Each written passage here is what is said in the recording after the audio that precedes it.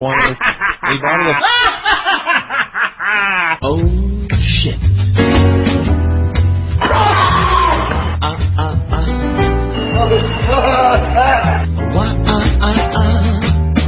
Get up, come on, get down with the sickness. Where the hell is the fucking Hall of Fame? Get up, come on, get down with the sickness.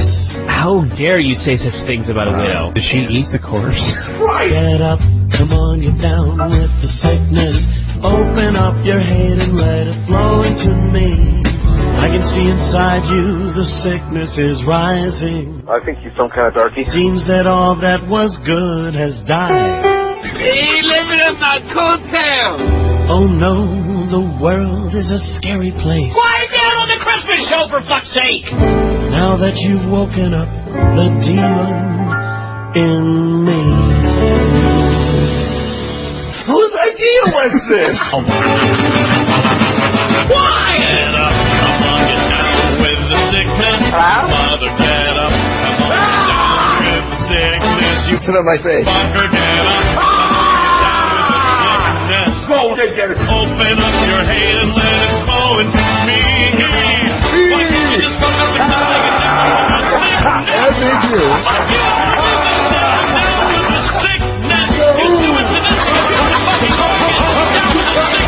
He got out. Here it comes. Get ready to die. Get ready to fuckers. Die.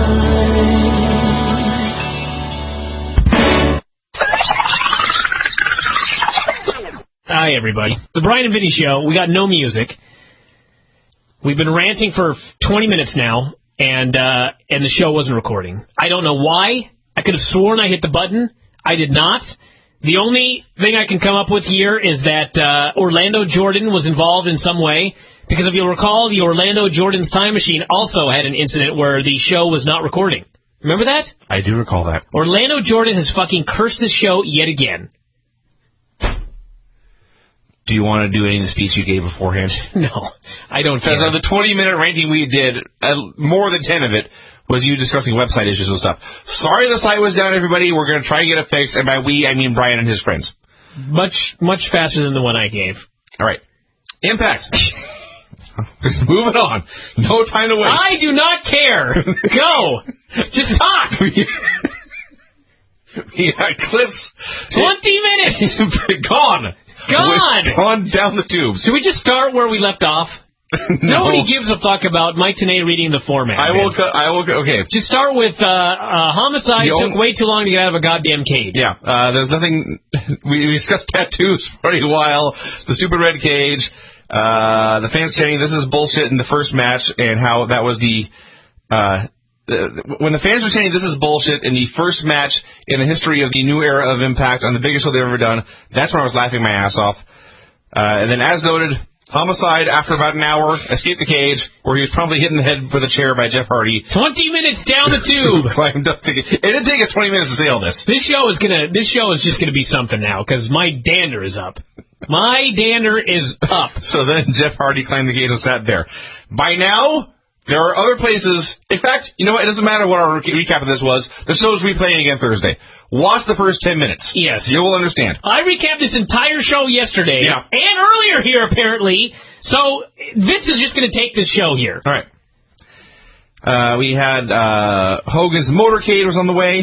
Remember that, everyone. Hulk Hogan was in a motorcade being led by police to the Impact Zone. Why not? Christie interviewed Kevin Nash. He took a very long time to say that Hulk Hogan was his first mentor in the business, which is comical to me because I believe he was wrestling for like a decade before he ever met Hulk Hogan. He said everywhere Hogan went became number one, and that meant TNA would be number one, and that meant Kevin Nash would be making more money, so he was excited. He finally closed saying Hulk Hogan is coming, and he's not alone. It's a free show. Who cares? You know what I mean? No one's paying for this particular episode, so it doesn't matter that we screwed it up, and it's all falling apart at this point.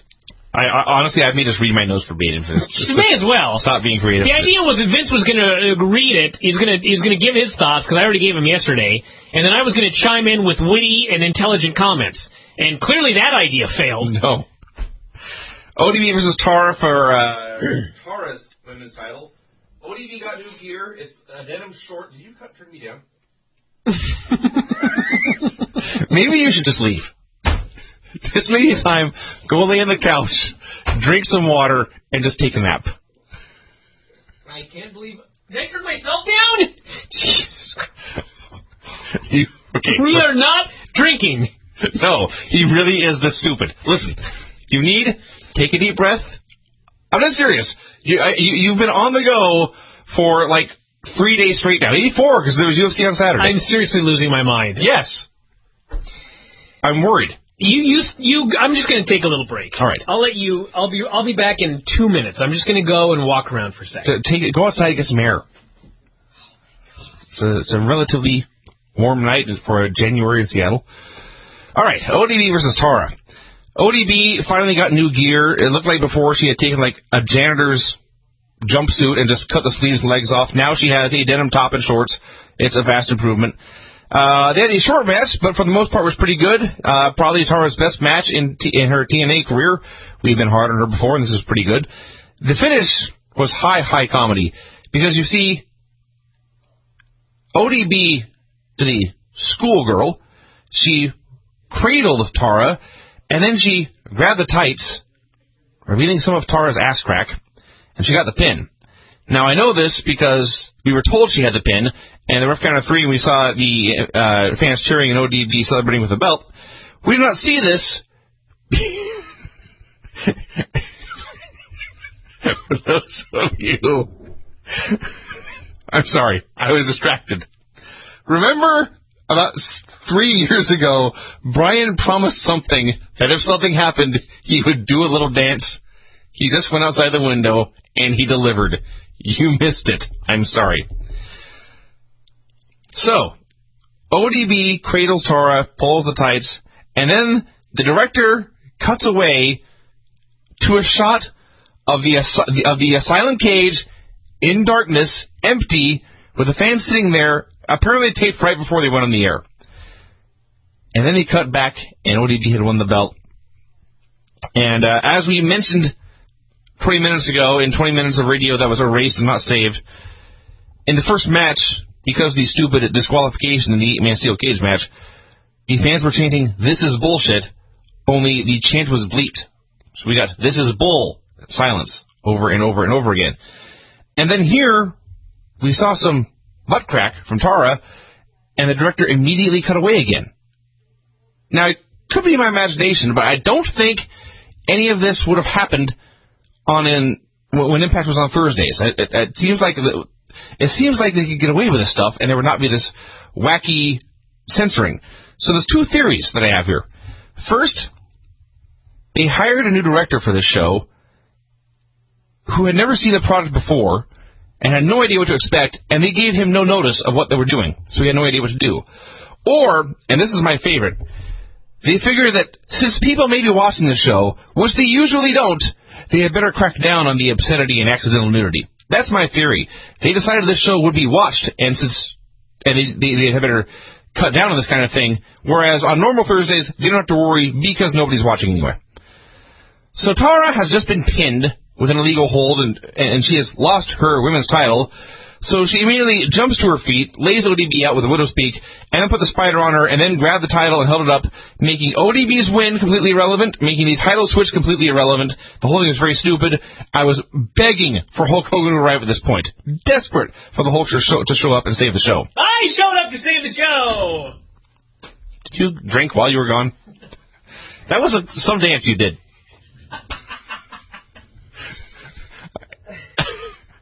I can't tell... You're still turned down. Jesus Christ. I just don't know. It's Christmas in January. I am sober. I have not taken any gizmos. I have nothing. I'm teetering on the edge right now, but I'm going to be all right. Let's keep going. So a limo showed up. Ric Flair got out. This is one of those things where I'm sure this is exactly how Ric Flair greets people in real life when he shows up at a new building. He walked up to everyone, he looked them in the eye, he smiled, he shook their hand, and he said, "Nice to meet you, how you doing?" And I guarantee you, as soon as he passed them by, they were immediately out of his head, gone. Yeah. So the fans were chanting, "Holy shit," again, it was censored here. They cut to a shot of the crowd, and this is after a commercial break. We were told told, I say, not shown, that Ric Flair had gone to AJ Styles' locker room. Yeah. We got shots of Christie interviewing fans. The people of Walmart. They were not as terrifying as the people in the first fan segment of the show. But Foley showed up. She ran to get an interview with him. She asked, "What are you doing here at the Impact Zone?" He said, "I'm on my way to work," which I thought was a great answer. Turns out there was a memo that he had seen that said he had been barred from the building. He turned to the camera, and speaking directly to Dixie, he said he understood why they thought he may be disruptive, but he wanted to be there on this historic night. He promised to be in his best behavior. And he approached the gate, and there were two geeks there who said, "No, you can't go in."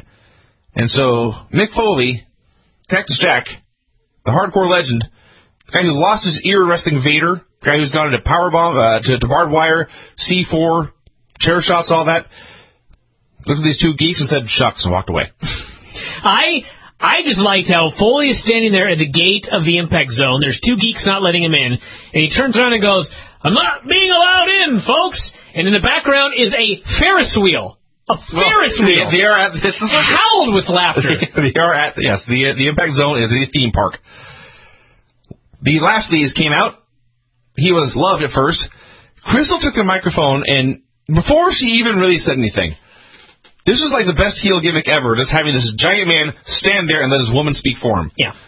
And that's before she said a word. And then, of course, she healed on the fans immediately anyway. She said, Lashley is great. She said, wrestling is full of inbred, toothless degenerates, so she had been watching the intro to the show. While honorable, strong, good men like Bobby have to find their way, she said he was asking for his immediate release from TNA because, and this is a quote, "he has better things to do." This company is amazing. Yeah. I was hoping this really was the end of Lashley in TNA. Like, he just came out, buried the company, and then went to Strikeforce. He actually... Like, seriously. It's believable. Yeah. It's completely believable. So apparently it is not, but he came out, buried the company, said he wanted out, and left. We had the beautiful people played strip poker, and it managed to not be entertaining. Yeah. Ponder that. The highlight of this was when Velvet asked, "What is it that people want to see on TV these days?" Right? I raised my hand and said, "Wrestling?" No, the answer is poker shows. Sure, yeah. So they did bad comedy. We saw another shot of Hulk Hogan's motorcade. I don't know where they were driving, but there were no stripes in this road to indicate lanes of any kind. We saw Razor Ramon and the 1-2-3 Kid were outside. 1-2-3 Kid and Razor Ramon. Yeah. 2010, everybody. 2010. Sorry, whichever. That's how I say It's interchangeable to me. Whatever. They were outside. Scott Hall, I don't want to cast aspersions or rumors about, but he looked fucked up. He looked drunk. Yeah. They wanted into the Impact Zone. They were not being let in. No, I'm not saying he was drunk, everybody. I said he looked drunk. That's how maybe a great actor. Sure. Or fucked up, whichever one. Either way. Oh, Mike today bragged about being the most searched item on Twitter. Well, whatever. Maybe no, they were actually for a while, so good for them. Maybe, well, does that make them money? Did he say what the Twitter was? Was it people saying, "Christ, this show sucks. Why can't Homicide get out of the fucking cage?" No. I did not indicate that. So, the motorcade stopped. The second limo pulled up. Somebody climbed out of the second limo into the first, and the motorcade continued. Yeah. And in hindsight, I have no fucking idea what the point of this was. I think it was supposed to be Bischoff, but I'm not sure. So Bischoff was late to the airport? Vince, don't ask me. I don't have any idea. I have no idea what the point of this was. So we saw Razor and 1-2-3 Kid walk in. They walked in, got a big entrance, posed, right in the front row. I love that after all these years, you're referring to him as the 1-2-3 Kid. It was funny. I don't mean it's not the Diamond Stud and Sean Waltman showed up. Everybody, Lightning Kid showed up, and the Diamond Stud. That's much better. What a stupid name, by the way. Which one? Diamond Stud. They named him after an earring. So, well, he was DDP's guy, and he was diamond down the page. I see. Diamond's Stud. I see. Wow. That's not a good answer. No. So anyway, Hogan finally entered. It was 5 minutes before the top of the hour. He had generic NWO knockoff music. It was dressed all in black, giving away if the presence of Scott Hall and Sean Waltman didn't give it away, this did. He was doing all his mannerisms. He got some pyro. He was also noticeably limping because he's Hulk Hogan. And he's walking down, and the fans are going nuts, and people are jumping up and down, and he's waving to him. He's being Hulk Hogan, and he gets to the end of the aisle, and he turns to his right, and there's Hall and Waltman going batty. Yeah. That made me laugh. They marked out completely. This is the highlight of their lives, seeing Hulk Hogan arrive in TNA. That made me laugh hard. We saw a shot of Brooke Hogan there. Apparently, Hulk's girlfriend was also there somewhere. She was right next to her. It was the blonde. A creepy subject that has been discussed to death. So, Hulk got in the ring, and... you say. Hulk got in the ring. That's a little dry. I like Hole Hogan. It's a good name. It's a good porn name. You done? I was just wondering if you were coming back. I don't know. I had a new gimmick for you. That's out. That's off the list. Hole Hogan. Unacceptable. It's over. Yeah. So, as we've noted many times, there's no man on earth better at milking an ovation for all it's worth than Hulk Hogan. He stood by the ropes, looked at the crowd, slowly shook his head back and forth, which of course made them cheer louder. Eventually they stopped. He said they were making history tonight. He said he had been in the back all day long. So the motorcade was a decoy. Guess so. Or perhaps just to pick up Bischoff. Well, he was there all day long, and then he left so he could be shown arriving in the limo. Maybe that's it. You know what I mean? He could be. Honestly, that's a better answer than I could think of. Yeah. So he said he had been in the back. He was impressed with the young faces and the old faces, too. Although I do like a decoy, like a helicopter might be coming to drop a missile on his... So they had a decoy. If they put a hit on Hogan, they'll tag it part of the motorcade, not knowing he was in the impact zone the entire time. Exactly, I see. Hulk has a new tattoo on his forearm. I believe it reads, "I am what I am," which is hysterical for many reasons. No, it's actually a biblical line. It's, I am, is... I can't remember what it is. It's not a Popeye reference. It was. I was thinking more of that. Does Terry Bollea know who he is and who Hulk Hogan is? That's what made me laugh. So anyway, eventually he was cutting this pointless promo really when Hall and Waltman suddenly jumped the guardrail. Security held them back. Can I add one thing here while I'm thinking about it? Can I stop you? When I was out doing that wacky dance, I finished dancing, and as I started to walk away, I saw my neighbor walking his dog. You were in the middle of the parking lot of a full condo. I just nodded at him. Go ahead. This is the same neighbor who always walks by and stares at us through the windows. We talk about yeah.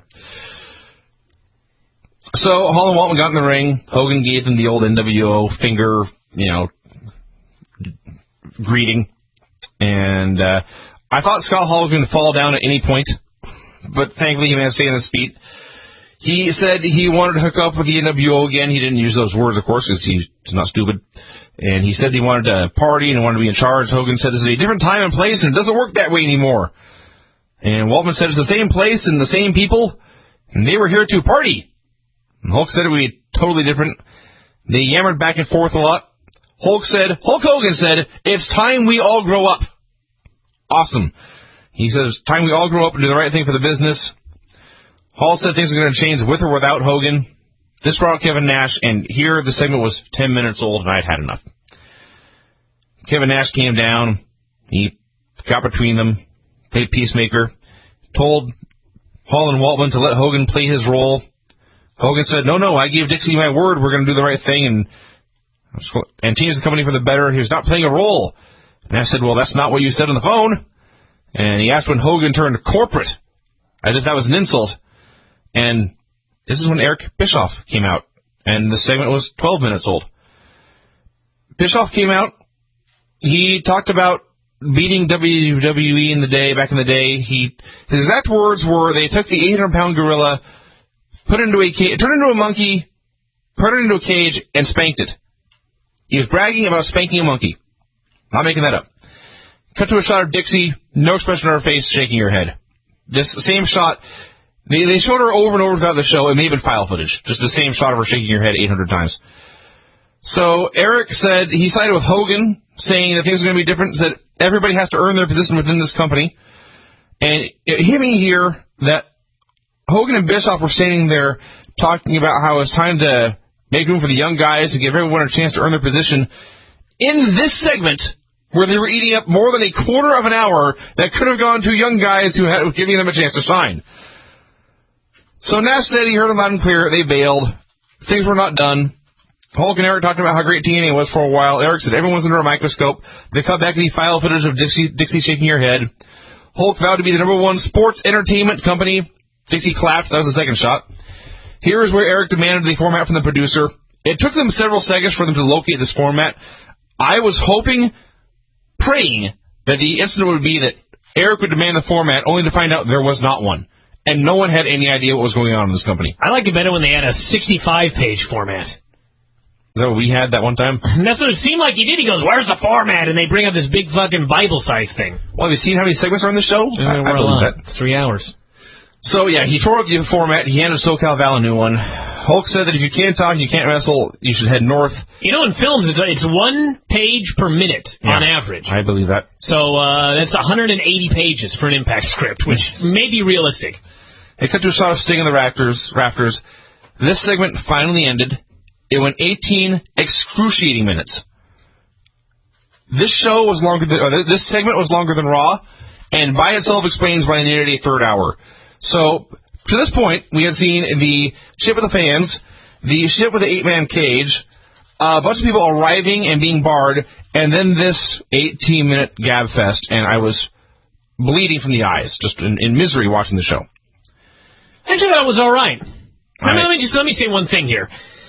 I gave a big speech earlier about why I didn't hate Impact. Maybe I'll give it again later after it's been out of my system for a while. But I will say this, that I mentioned this on the show with Dave either this afternoon or last night. The days are all running together here. But this show, the goal of this show was to do a big rating. The goal of this show was to do a really big rating and get Monday Nights Live. That's what they want to do. Spike wanted 1.5 million viewers. They ended up doing 2.2 million. Now, as much as you hated that segment did a 1.8. It was the highest rated segment. Highest rated segment on the show. Highest rated segment on the entire show. And keep in mind, this was going head-to-head with Brett versus Sean. So, to be fair, and I am always fair despite what people think when I talk about Impact, you cannot complain about this segment at all. Because this segment... No, this segment... I can complain about it. I can say it accomplished its goal. It did exactly what it was set out to do. All right, fine. But I still hated it. The point is that this segment set out exactly what it was supposed to do. It accomplished exactly what it was supposed to do. And thus, I cannot find fault in it. They were out there to pop a giant rating. They were doing it head-to-head with Brett and Sean, for Christ's sake. It should have done horribly. But it did really well. And most likely, based on the viewing patterns, it took viewers away from Brett and Sean, because when the segment was over, everybody switched to Raw. So, that means those people would have been on Raw had it not been for this segment. So, this segment, everybody, was a success, whether you thought it was a good segment or not. It was a commercial success. It pissed me off. I think as usual, it's all that matters. That's fine. I don't need to see these old-ass geeks in the ring. So, the new format that Eric Bischoff handed SoCal Val began with a match that was promised last week. It was the women's tag match, Kong and Hamada versus Sarita and Taylor. During the match, they cut backstage where the machine guns had been killed. And there was a great spot here where Awesome Kong had Sarita Sarita was going for a crucifix on Kong, and then Taylor charged her, and Kong just kicked Taylor and then dropped Sarita to the mat, and it was awesome. And the faces hit big crisscross dives, and after that 18-minute talking segment, we got 2 minutes of wrestling, and they went to a commercial. Yeah. I was furious. They came back. Everything was going fine. There was a 4-way spot that went kind of awry. Taz was talking about Charlie Haas knotting up your leg, and I was confused. And then I realized he was meaning Charlie Horse. He's from Brooklyn. And eventually, Sarita was pinned with a powerbomb dropkick combo. The champions, or the former champions, I should say, were left laying, completely devastated. I guess their heels, Kong and Hamada, just destroyed them. They stood there triumphantly with their new belts. This was good stuff. Good segment. They established there were new champions, goddammit. Val Venus joined the poker party. He was wearing his towel. He wanted to play. He insisted really that the girls let him play. And he pointed out that he had very little clothing on. It was just his towel, so if he lost one hand, he was screwed. So his tease for ratings was to tease that he might expose his dong. You know, it's too bad that tattoo story got edited out, because I could have made a joke about Val Venus losing his hand. You have a tattoo in his hand? Oh, losing his poker hand. Yeah. Move on. Mick Foley still could not get in. He went into like a side door. Security turned him away. It may have been the former main event Mafia security. I don't care. It was. He left And as he left, he passed the Nasty Boys. Yeah. They couldn't get it either. And actually, they were being the Nasty Boys, they were loud and nasty. And I was actually hoping their gimmick would be that they just showed up at the Impact Zone every week and could not get in. Well, Jericho did that for a while. It would have made it work even better here, just because they're the Nasty Boys. So Raven and Stevie were in the ring like condemned men, and we found out why. They were wrestling Hernandez and Morgan. They lost in less than a minute. Morgan booted Stevie in the face and pinned him. And that was that. Yeah. We got a Pope interview. And no, what we got here, Vinny, was Orlando Jordan. I'm going to start with a positive. Because Orlando Jordan was not there when this thing was started. When this thing was started, the Pope was cutting a promo. You love the Pope. I do love the Pope. I love the Pope. Yeah. You all love the Pope.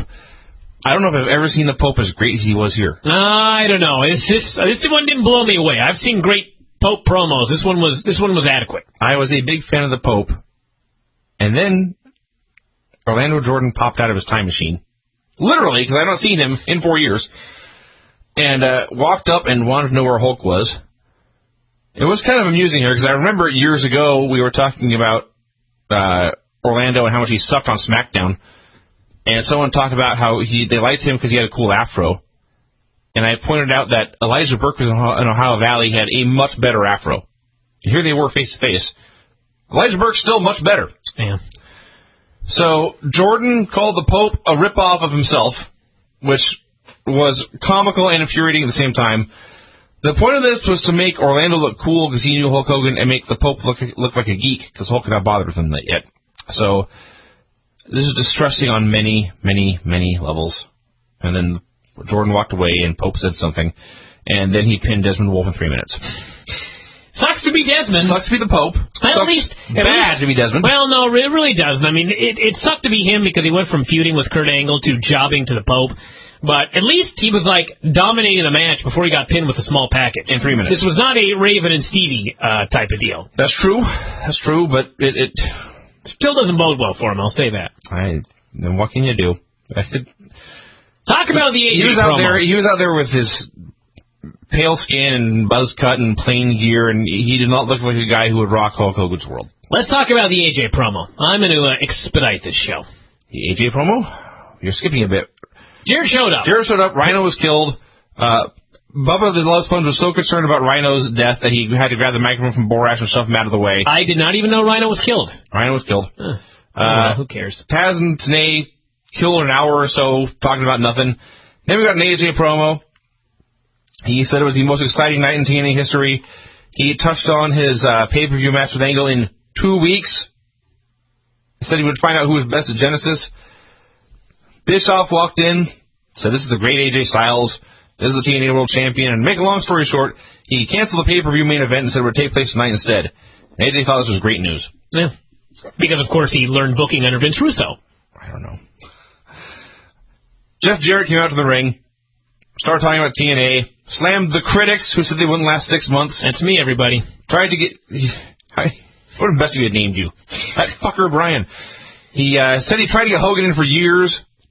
He emphasized Monday night how it was the most important night of wrestling. And I thought to myself, wow, that would be a great thing to say if this wasn't a one-time deal. And then my world stopped. Yeah. When it hit me for the first time, maybe it's not a one-time deal. Yeah. So the most rewarding thing he had done was give the young guys a chance. Like, he named Beer Money and the Machine Guns Daniels, Joe, and AJ. And they repeatedly cut to Dixie, and she was sitting there looking pretty and not moving like a mannequin. Yeah. Jared talked about how great TNA was for a long time. She's going to be one of the top stars on the show, too. Think about that. Better than Stephanie. Oh, I don't know, actually. So, I predict she'll be better than Stephanie. So. I think you'll be surprised. So, in what way, though? Seriously. I've never wanted to punch Dixie. Well, then she's not doing her job. I suppose so. So, Hogan cut Jarrett off finally, told him to stop talking about I. Told the truth about the company, which is that Jarrett ran it into the ground and it would have been dead if Dixie hadn't stepped in to save it. That was funny. And the fans, I noticed this on Monday, the fans hated the truth. They could not handle the truth. They could not handle the truth. In fact, it wasn't a few good men in Florida. Anyway, Hogan said they restructured the company. Hogan was now the partner. Now the young guys are going to get a shot, and Jarrett had to prove himself. And it was sort of funny, because if you listen to the content of Hulk Hogan's promo, the content was all very babyface. Oh, did you read the update today? I did read the update. I understand that the deal, things went awry, but still, his delivery was very dickish. Yeah. Because I don't know. I don't know. They're going for shades of gray, I guess. Well, actually, they're supposed to be baby faces, though, both sides. Well, is that not the definition of shades of gray? Well, no, they're both supposed to be baby faces. I guess so. Well, anyway. All supposed to be white. Okay. There was a segment here that would theoretically be Christy interviewing Daniels. Really, it was Christy cutting a promo while Daniels stood next to her. Yeah. And as soon as he started to talk, he was interrupted by Jeremy Borash, and he threw up his hands and walked away. Poor fucker. Sucks to be Chris Daniels. Oh, this poor guy. So, Borash had Foley on the phone. He told Christy he wants me to let him in. Christy told him not to, wisely. Borash did. He walked over the door and opened it, and Foley stormed in. That was that. Yeah. Jeff Hardy was painting backstage. Shannon was marking out for the painting. How did I miss these segments? Were these the weird segments where they're doing a commercial and then they cut back to a segment in the middle of the commercial? No, they did do one of those of Jarrett. After he arrived, remember he walked in and sort of clapped himself and smiled and nodded and walked back and forth. I have no idea how I missed it. They did that. They cut the commercial. They came back. He was still nodding and smiling and walking back and forth. They went back to commercials. But no, the thing with Jeff was, it's TNA. These segments are like 20 seconds long. I guess so. There's a button on the remote that skips ahead 30 seconds. So I was trying to figure out, because later they had this segment with Jeff leaving, and he was mobbed by the underage girls. And he had a painting. And he had the painting, and I'm like, why the fuck does Jeff Hardy have a painting of himself at the fucking Impact Zone? Which I guess now that you mention that, the question is, why the fuck was Jeff backstage at the Impact Zone painting? Don't know.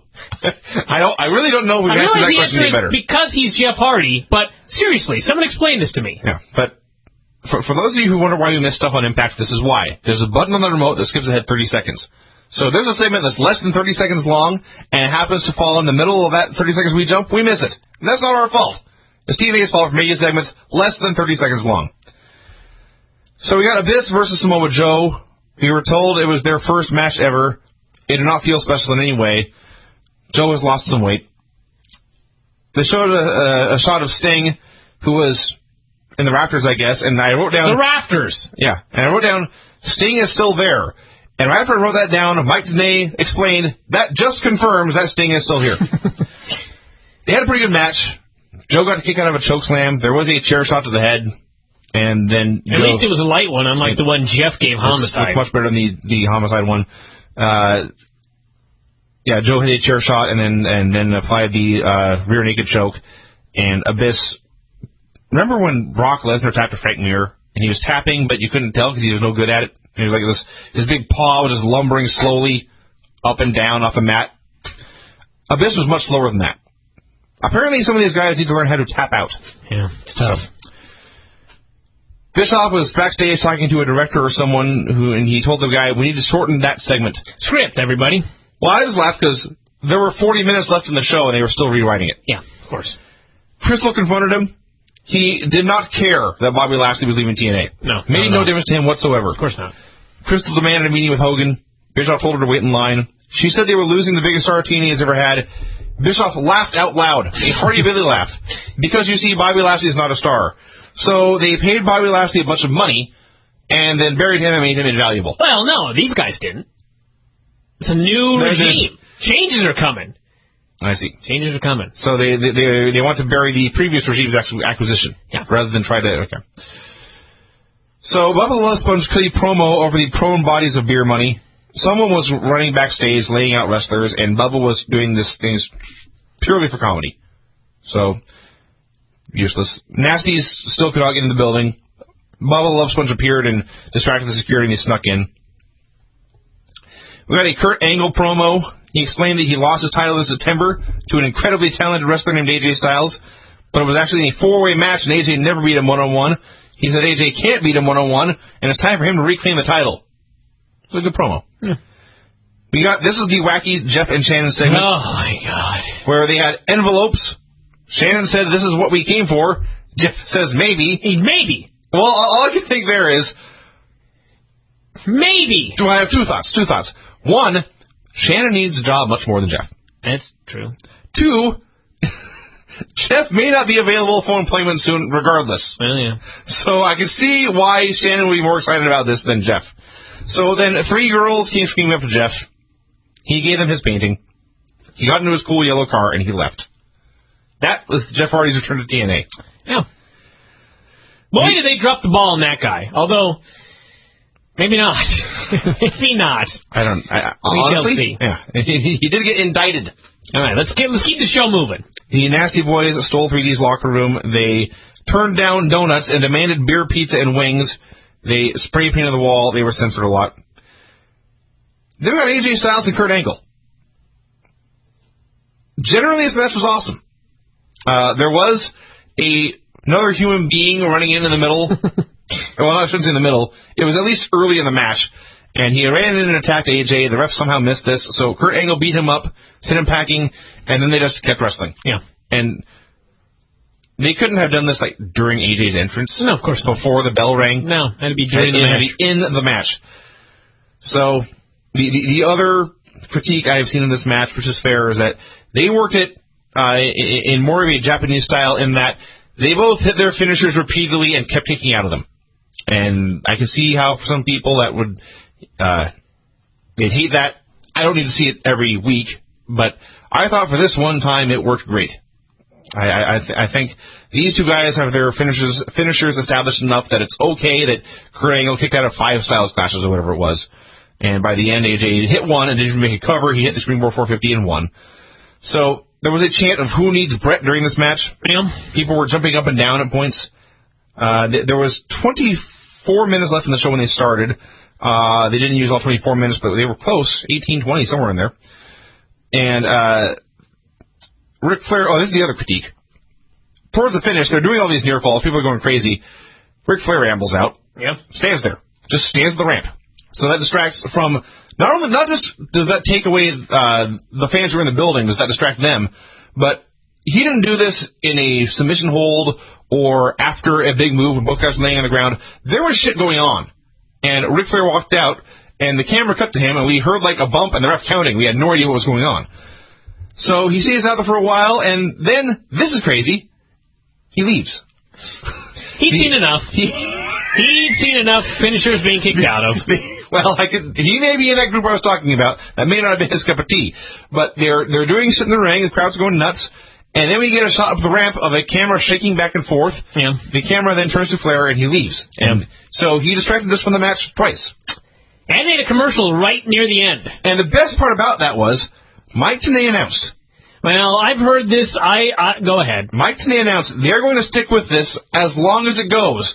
And then he threw it to commercial in the same sentence. What he was saying was that the show was not going to go off the air until the match was finished because they were coming up to the top of the end of the show. That's what he was saying. I am not. I heard a lot of people criticizing that one, but that's not what he was saying. So I had no problem with it. Well, I had a problem with the commercial, but not because of that's what he said. But all right, final segment. Go ahead. So AJ finally won, pinned Kurt clean. They had an embrace. Dixie was clapping. Her face had not changed. Hogan came out on the ramp. He said, those are the 2 greatest wrestlers in this business today. Said they had nothing but respect for Kurt, and AJ, you just raised the TNA bar to a whole nother level. And about that point, someone ran up and interrupted him, and he jogged backstage. Foley had found the strip poker room where no one was naked. Val told Foley... After 3 hours. Yeah, Val told Foley where to go to find close Bischoff. hands. Indeed. A lot of ties in the strip poker game. I remember in high school once... Oh, no. This story will not go where you're thinking. But I was playing cards with some girls, believe it or not, and another guy came up and said, we should play strip poker. And the girl said, what's that? And the guy said, here, I'll show you. I thought, all right. And he told me, deal out a hand of cards to everyone. I dealt out a hand of cards to everyone, and he said, all right, everyone put your cards down.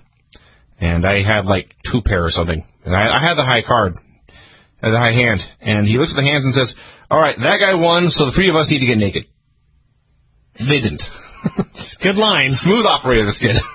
So, anyway, Val told Foley where to go to find Hogan. It turned out to be his old office, and Hogan was not there, but Bischoff was.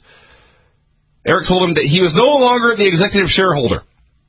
Apparently, they took his ownership of the company away, somehow.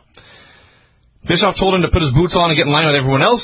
Foley said he had vowed to never work for Eric Bischoff again, and since he was going to get fired anyway, he may as well knock Eric's teeth down his throat. Just then the NWO ran in, beat up Foley for a while, and until finally Hogan finally arrived. The action stopped, everyone turned to Hogan, and he had an indecisive look in his face, unclear, ambiguous. That's what we're looking for. He had an ambiguous look in his face, and the show ended. All right, I'm going to take us through Raw here. We need to expedite this show a little bit. I know I talked about it yesterday, but I've got more to say. The opening segment on this show, I just want to say, especially the video package. The video package that they had to open up the show, where they had clips of Brett winning titles, Canadians crying, children screaming, girls weeping.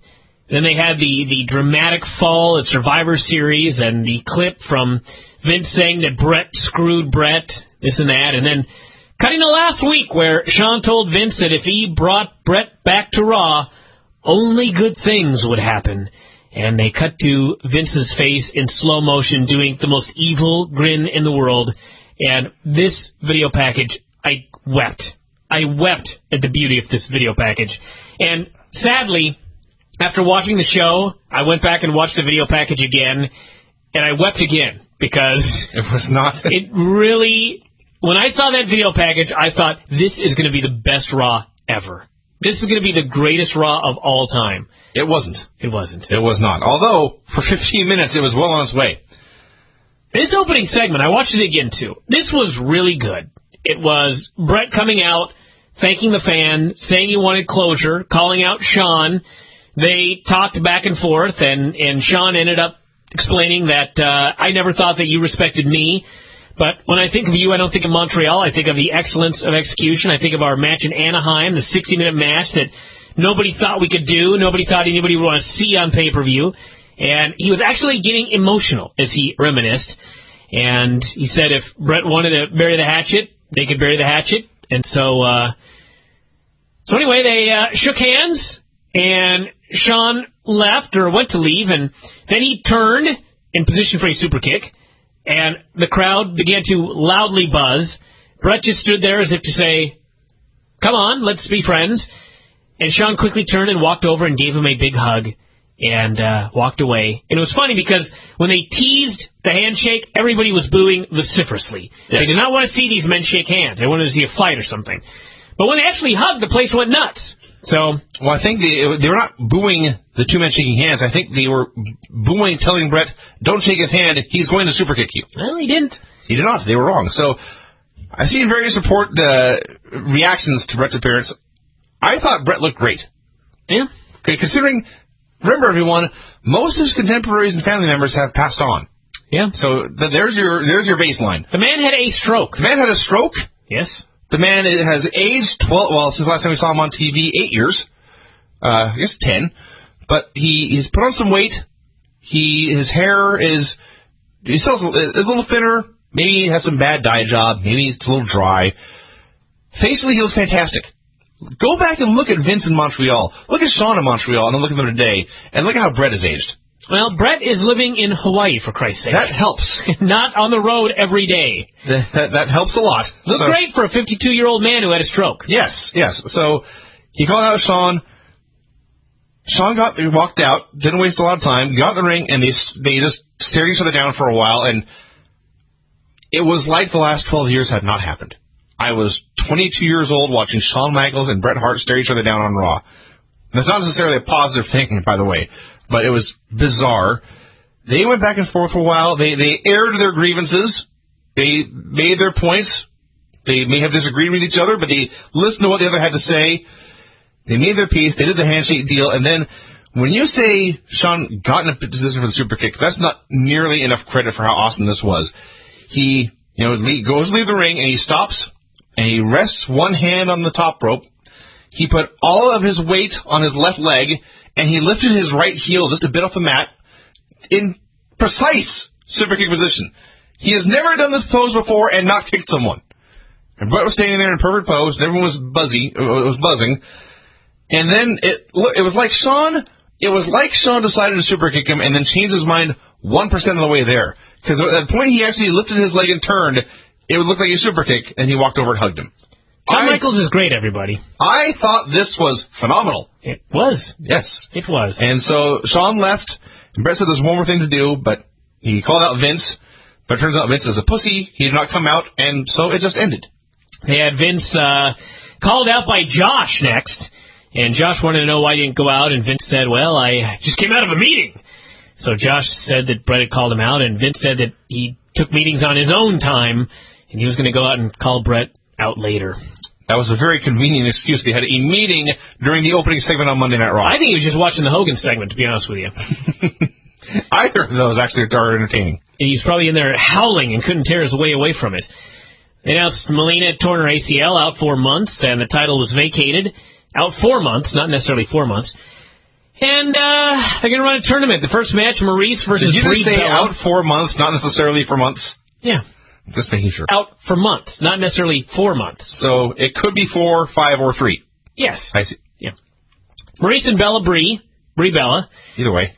A horrible match. Yes, There was a flying mare. And I realized that everybody, when I explained the finish yesterday, everybody's like, oh, I really liked it. Let me tell you why. And I did see this the first time, by the way. Did or did not? I did. Okay. The Bella went down and she switched with her friend, and Maurice caught them. Yes. So she kicked the other Bella in the stomach and then DDT'd her for the pin. Yes. Somehow the fact that Maurice saw them switch, people decided that made this whole thing better. It was the best finish ever. No. Yes. Listen, I don't care if Maurice saw her or not. The other Bella switching she's fresh. Right. She should have caught her foot. She should have got out of the way. No, because she just laid there selling, got fucking kicked like the dumbest dumb shit. Right. And then DDT'd for the pin. Right. I don't give a fuck if Maurice got the script for this. This Bella looked like a complete numbskull. Right. That's why it's great. Just clarifying. It does not matter. It does not matter if Maurice saw the switch or not. The other Bella was a complete dumb fuck. Yes. She was outsmarted by Maurice. That's why I enjoyed it so much. Whatever you say. They're doing the tournament here, and Michael Cole starts to say, it's appropriate we start with. I thought he was going to say, a Canadian woman who in fact hails from Montreal. No, it's appropriate we start with a former women's champion. Yeah. They had a terrible match, the highlight of which was something got blown, and Brie Bella said, and I quote, oh shit. Awesome. Miz came out to a shitty new theme song. Yeah. Congratulated Maurice. They sort of flirted for a bit. Sort of flirted. They fucked each other. Call it what you will. Miz said if she won the tournament, he might call her back. And she said this is going to be the year of Maurice, but he said this year, this decade, every moment from here on out belonged to him. That was that. Wow. We got a 4-way for the number 1 contendership for the U.S. title. Miz talked about watching the show on TiVo, he's quick to point out, with Spencer Pratt. Said Spencer was impressed he wrestled Mark Henry. Don't even say that name on this show. I just want to turn you down. Just move on. So, there was a point in this 4-way where Mark Henry picked Jack Swagger up in a fireman's carry and attempted to submit him with this. Yeah. I don't know. It didn't work. So, the finish of this was so fucked up. First of all, I'm amazed to see how much time we're going to spend explaining this fucked up finish. It seemed very simple to me. Well, there's 2 things. First of all, Carlito's in the ring with MVP and Swagger's in the apron. So, MVP throws Carlito into Swagger, and you think, okay, Swagger bumps to the floor and Carlito bumps backwards. No. Somehow Carlito and Swagger collide, and Carlito ends up outside the ring and Swagger is in the ring. That's number 1. Then number 2, MVP grabs Swagger for the playmaker, and he throws his leg on top of Swagger's head, and the weight throws Swagger off, and he almost falls down and he catches himself. He almost falls down a second time and catches himself, and after about a minute, they finally hit the stupid move and MVP wins. First off, this move's got to go. Yes. Second off, it was like MVP was battling to get in position so he'd be facing the hard camera, and they weren't even using the hard camera. That could be it, too. That was another problem. It looked to me just that Swagger was clumsy here, frankly. All right, let's move on. Jericho and Big Show had a meeting. Show said this was their last chance to win the titles. Jericho said he had a plan. He said he was going to visit Brett with a deal, and he walked away, and he said, I'm not leaving Raw. And Big Show mourned, I don't want you to go. They're the best team ever. No more. They were.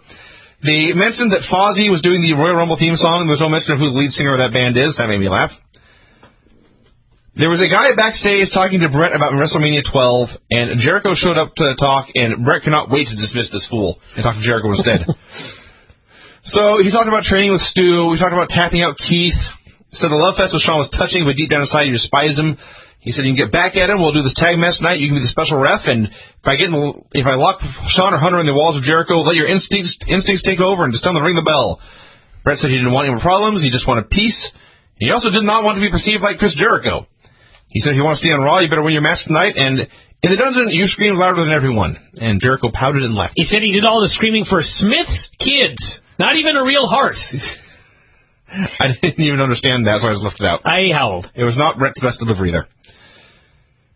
Oh, let's see. Hornswoggle was looking over their new toys. Let me recap this segment. Bullshit with Hunter and the midget. Move on. I think we want you to bury it more. Is there anything that must be said? Sean had an excellent point when he asked... I did like that line. Dave did as well. He asked, why are you talking to him like he's a child? He's got a beard. Yes. Was the line.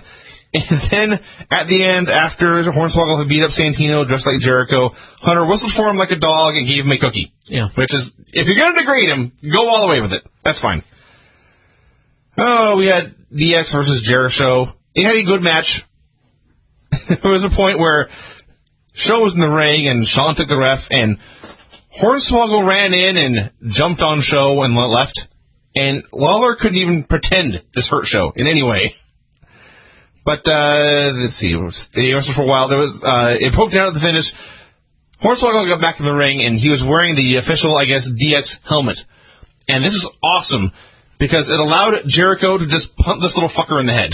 Yeah. And I was fine with that, because he had a fucking helmet on. Yeah. So he put him in the head, the guy took a giant bump, and long story short, they ended up super kicking Jericho, and Hunter covered him and pinned him to win. So the match was fun. Booking confuses me. I don't know why you'd want to do Raw without Chris Jericho. Yeah. I guess they have an idea. Yeah. Maybe or they don't. Or maybe they don't. Who knows? The Sean Show looked down at Jericho, and the guy who said, I don't want you to go half hour earlier, now he just kind of shook his head, gritted his teeth, and left. They tried to get the fans to chant goodbye. They didn't really care. Can't imagine why should they? Can't imagine why.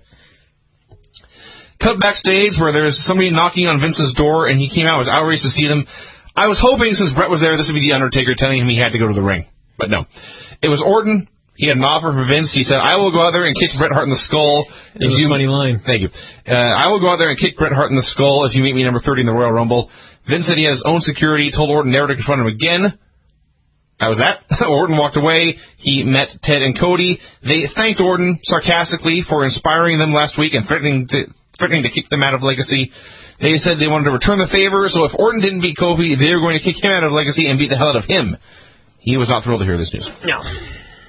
We have Sheamus promo. So last week he done what he said he was going to do. The last image of 2009 was himself, still champion, standing over John Cena's prone body. All true. He said his next title match was at the Rumble, and it would not be against John Cena. He said he was through with him and wanted a new challenge. At this point, he was interrupted by Evan Bourne. Little Evan Bourne. Little Evan Bourne, he called him. Evan grabbed the mic and then fled, cutting the promo from a safe position. He said Sheamus was champion because someone had given him an opportunity, and now if someone gave Evan an opportunity, he could beat Sheamus, and he wanted that opportunity now. Sheamus accepted this, said, if you can beat me, I'll defend against you at the Royal Rumble. And I was actually terrified about what might happen here. And in fact, Evan ran wild and hit the shooting star press a minute in, and the fans were going crazy, and then thankfully Sheamus kicked out. God bless Evan Bourne, and I think a title match, since the Royal Rumble is going to be the main event anyway, they can really do whatever they want for a title match, and it's okay. And the match probably would have been fun, but Sheamus does not need to be pinned right now. Yeah. So he took everything Evan had, kicked out, and hit Evan with everything he had, and pinned him. So that was fine. We had a very nice speech about Steve Williams, particularly by Michael Cole, who, Steve Williams was not a long-time WWE guy. I was not even aware that Cole and Steve Williams would ever work together, but apparently they did, because he seemed very moved. And the lesson here is, if you're a wrestler and you want your death to be mentioned on Raw, you should die from cancer and not heart attack or overdose or anything like that. It will pass you by. They re-air the Montreal recap clip and clips from the Brett DVD. We got Kofi versus Orton. It was okay, kind of boring. Kofi hit the boom drop, and Orton bailed, so Kofi hit a tope. This had Legacy literally on the edge of their seats for a minute, thinking that Orton would lose and they would get to beat him up. And then eventually they countered each other's finisher a bunch of times, and Orton hit the RKO and won. Match picked up at the end. It's pretty boring until then. And Ted and Cody sat outside and had like no reaction. They were not happy. They were not bummed. They were just there. So that brings us to the main event. Indeed. Vince McMahon came to the ring. Here was where Michael Cole said that Vince had said that Brett forgot we were in the entertainment business, telling everyone, this show is fake. Vince said, Happy New Year. It always amuses me when heels wish the fans happy holidays or something. I remember once when Hunter and Steph, when they had just revealed their marriage, they were running wild as the heel team on the show. They wished everyone Merry Christmas.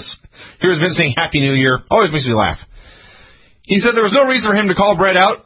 Brett and Sean had buried the hatchet and put all this behind him. He felt the same way. So the Montreal incident, he declared, was over. He thanked Brett for being the guest host, said next week the guest host will be Mike Tyson, the one-time baddest man on the planet. And as he was talking, Brett slowly walked out on stage. And this is not getting nearly the reaction you would have thought. He was just a guy at this point. Came into the ring. Vince said he knew what Brett was thinking. He was thinking that what Brett wanted, what all these people wanted to see, was to see Brett put the sharpshooter on him. Incorrect. And your theory is? They wanted to see him punch him. Right. So he asked Brett to be the better man. He said he wanted to hear what Brett had to say. He didn't want to provoke him, but in the business of being honest, he wanted to get some things off his chest. He said, you screwed you. He will never forget Brett spitting in his face. Brett just smiled at that point. That made me laugh.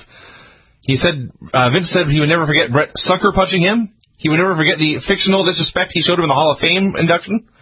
He wanted to hear what Brett had to say, and he hoped he started with, I'm sorry. Brett said he had two different words in mind, but he came down here to bury the hatchet and find closure. That's what he came to the show for. He was halfway there after the meeting with Sean. He called it the best feeling in the world to put this all behind him. He said Vince wanted the closure as badly as he did. Vince said he was going to come out and kick Brett in the guts, and then said, I know, stupid, haha. That made me laugh. He said Brett was right. He wanted it as badly as Brett did. He told a great and completely bullshit story about the Battle Royal at WrestleMania 2, about how Andre was the past, and he knew Brett would be the future. Great Laughable. Comedy. Great comedy. He credited Brett for busting his ass to earn everything he did. He said it's not really a catchphrase. It's not just a catchphrase. You really were the excellence of execution. He announced that, he said Montreal had been personal because he was like a father figure to Brett and figured it was about time to put Brett's real father Stu in the Hall of Fame. Brett said he appreciated that. It would mean a lot to his family. There was a chant here. I believe there were fans chanting, we want Hogan. It sounded like about 8 angry men. So Vince thanked Brett for everything he had done for the WWE Universe. He thanked him for being the real Bret Hart, called him the best there is, was, never will be, and extended his hand. And Brett sort of hesitated a bit, then shook his hand, and his music played. And Vince raised Brett's hand all 4 sides. In the process, he very casually loosened his jacket, which was a nice touch. And then they turned all 4 sides, and then he kicked Brett in the nuts. I believe this fooled exactly nobody. And the music stopped. And Vince walked to the top of the stage, and Brett kind of shuffled to his feet, and they stared at each other, and the show ended. By the end of the show, they had made Bret Hart just another guy. Yeah, Remarkable. Well, he's going to be another guy. That's the idea. I don't know. I also was not blown away by the angle that they did, but again, it is the first show. He's here for 3 months. You know, you have to pace yourself. So I guess the way I explained it, and I'll say this again, the way I explained it yesterday was, I am interested to see what they do Monday. I'm intrigued by Monday's Raw. I am not counting down the days. I'm not thinking, my God, I cannot wait till Monday. I can't wait for the next Raw. I was hoping that it would be like that. I was expecting an angle where I just would not be able to contain myself, and I could not wait until the next edition of Raw. And instead, I'm interested in seeing where they go. So it was not a failure. We've seen failures. Boy, have we seen failures over the years. Quite a failure or two has passed us by. Not a failure, but not the best. It could have been better. I will say that. And I will do my statement one more time for those that have been wondering as they listened to yesterday's show and they wondered how I could have possibly liked Impact. And as I said in the 20 minutes when we were recording, but not recording, I read a lot of the feedback yesterday. A lot of people hated the show with extreme passion. They hated the show. People, as Vinny noted, wanted to bomb the Impact Zone. They wanted to drop bombs on Universal Studios. That's how much they hated the show. And I thought about it, too, and I also wondered. I was wondering, why did these people hate this show so much? And I was fine with it, as I said. And my theory is that people like me and Vince and those of you that watch the show every single week... Survivors. We are survivors. We have seen some bullshit. Go back and listen to the Adrenaline Flush compilations put together by Cottrell. They're available in the radio show section on the board. We have seen some of the worst programming of all time on Thursday nights on Spike TV. I mean, god-awful, atrocious fucking programming. When you're a person who's seen it all, as we have, you watch an Impact like the one this past Monday, and it was fine. The people that really hated that show passionately were people that either A, were watching Impact for the very first time, and for those of you that were doing that, God bless you, and they were people that had quit and were coming back and giving it a try again. Those were the people that hated Impact. And if you're one of those people and you're not a regular Impact viewer and you're not weaned on Impact, so to speak, then my apologies. I didn't write it. Don't blame me, but I'm sorry that you had to be exposed to that. For those of us who have seen it all, grading on the Impact curve, Monday night's show was fine. The majority of Impacts are definitely worse than that show. Oh, God, yes. Yeah. Oh, God, yes. If that was your first Impact, you thought that was bad? Sweet Christ. You should see what we've watched in the last several years. The horrors we have seen. Shows that put that program to shame. Things that cannot be unseen. Yeah, when it comes to logic holes, shit not making sense, stupid angles, and bad short matches, we have seen it all. So, watching that one on Monday, it was a perfectly acceptable version of Impact. There's exactly one show worth recapping today. It's Talalip Championship Wrestling from this past Saturday night. I swear to God, I'm not just saying that because I was a star of the show, as usual. It did get the biggest reaction on our side, I think. That's true. That's true. Your run-in, actually. I will say this. You were the star of the show, at least in our match. I don't know about the rest of the show. But, Vinny, you are still a fat guy. Undoubtedly. You're still often bad at this job, but you had a hell of a run-in. And when you pumped your fists to get the crowd behind you, a tear rolled down my cheek. And it worked. And I can tell you that when Buddy watched that run-in, a tear rolled down his cheek as well, in a different sort of way. I was going to say, probably a curse word or two as well. You put on some weight. Yeah. Your spins. This is a weird thing for me, but not being fat, but watching the video made me realize how fat I am. Yeah. And has motivated me to work out more and eat better. Really? Yeah. Well, that's good because I'm fat. Now, as everybody listening to the show knows that I live my life to make fun of you. Yes. But the God's honest truth is, maybe it's just because I'm getting older. Maybe I'm a changed man. All I know is that of late, Vinny, I have noticed your abdomen expanding at a remarkable pace. And I've kept it to myself. Wow. I usually comment on it after you leave. I'm like, Christ, Vinny was fat today. Your belly is grown. But perhaps it's good that you've seen this video and you realize that it's time to trim down a little bit. Well, it occurs to me that this is a very strange reaction from me. Usually I will see a flaw in myself and it will cause me to sink into a depression. This time I have seen a flaw in myself, an obvious flaw, by the way, but one I did not see from, I didn't see a picture of myself in a long time. But I saw an obvious flaw in myself, and I thought, I better get to work on this. Yeah. I've had. Well, let me tell you why. Since the moment I saw my bulbous gut, I've had a very positive reaction to it. Let me tell you why. Because your run-in was, in fact, a success. And I think you've realized that there's hope for the character of Vinny V. Perhaps. And so it is time. And I hope you're really working out, because we may have a warm-up match here in like a week and a half. Yeah. We'll see about that. Yeah. Our scheduled match with Ryzik and Hostole is taking place in early February at the Pacific Rim. And no offense, but as good as your run-in was, my first thought was we need a warm-up match between now and then. Did you? Yeah. See, Kate and I had a discussion after you left. And we felt that it would be best to make the big return match the big return match. Really? Mm-hmm. All right, well, that's fine with me.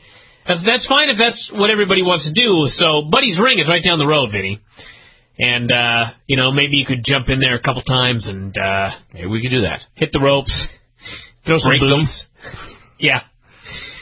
But it was a successful run-in, Vinny. Well, thank you. It was a successful run-in, I will say that. I was impressed. I did not know what to expect. I had enough faith in you to volunteer you for the spot, but I wasn't sure exactly what I was going to get. And you got your leg way up there, I'll say that. The run-in was a pass. It was a pass-fail system. This was a pass. It was you did pass, I'll give you that. Now, I only saw my match, obviously. I didn't see the rest of the program, but how was it? It was your usual two-laylet fun. What happened on the show? The new champions, Roland Too Deep challenged Kellen Wraith and Dash Venture, who it's not a lot of tag teams in Tulalip, so when there's a title change, they just keep feuding with the titles in the different team now. Caden wrestled Bolo, hit him with a chain, and won. That dirty fucker. The main event was Dr. Cleaver and G-Shock. He hit him with a chain and won? Thought he won. I thought. Oh no, sorry. He pulled out a chain. Yes, he pulled out a chain but never used it, and Bolo recovered it, and then Caden played Eddie Guerrero basically. Yeah. And laid down, and the ref caught Bolo with a chain. Were the people outraged at this cheating? Yes. Okay, good. And then Dr. Cleaver and G-Shock, who I'd forgotten this, but we used to wrestle with him in Portland years and years ago. G-Shock. I don't remember who G-Shock. He was on the Elks Lodge in Milwaukee show. I'm sure I remember him. But they wrestled Exile and Jason Sullivan, who I guess all those guys are just Portland dudes anyway. Yeah. But a fun time was had by all. Now, I was there, and I was in the back.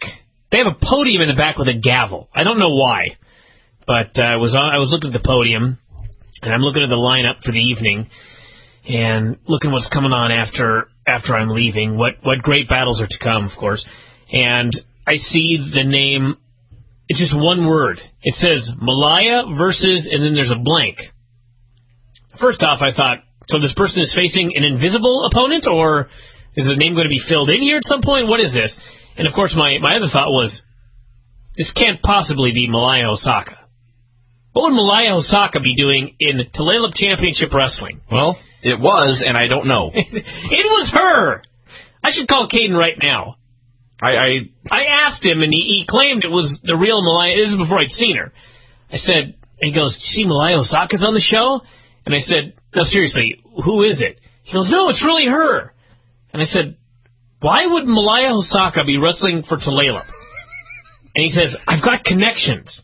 And so, of course, at that point, I thought for sure he was full of shit. But it was, in fact, Malaya Osaka. How was her match? Short. Yeah? Good. Yeah. She came out. There was no, that's the word I'm looking for. She did not act like the Pacific Rim Ballroom was beneath her. That's good. She came out and she put on the best show she could with what she had. Huh. So, I would like to have a match with her, to be honest with you. Sure. I think it would be good. I bet it would. And I was just thinking about this just before we went on here. I looked up her website to see what else she's doing, and all the rest of her shows are like she's still doing shows, obviously, but all her next several appearances are like in Arkansas and Georgia and Florida. So what she's doing up here, I have no idea. So, yeah. This is a good example, by the way, everybody, of I think some people think that if a guy works in WWE, you could call him up and say, "Hey, what's the scoop on such and such?" and he'll have all the answers. Most people in WWE, I shouldn't say most people, there are people in WWE that know less about what's going on there than a lot of you listening to this show right now. I'm sure when there's breaking news in that company, people call you to see what's going on. It has happened many times, actually. I worked for Tulalip, and I have abso-fucking-lutely no idea why Malaya Osaka was on the show. Like, none. I have absolutely no idea. I talked to the promoter. I was there. I even talked to her. I still have no idea. So we'll have to find out the answer to this question. And for those of you that have not seen the epic battle with myself and Chris Ryzik at Tulalip and the subsequent run-in by Vinny V, I think it's actually dropped off the front page by now, but if you go to the front page, you can always go to the main menu, and where it says More, you can scroll down to Front Page Archive, and there's a list of everything that's ever been up on the front page, and you should be able to scroll down that thing, and the video is up there.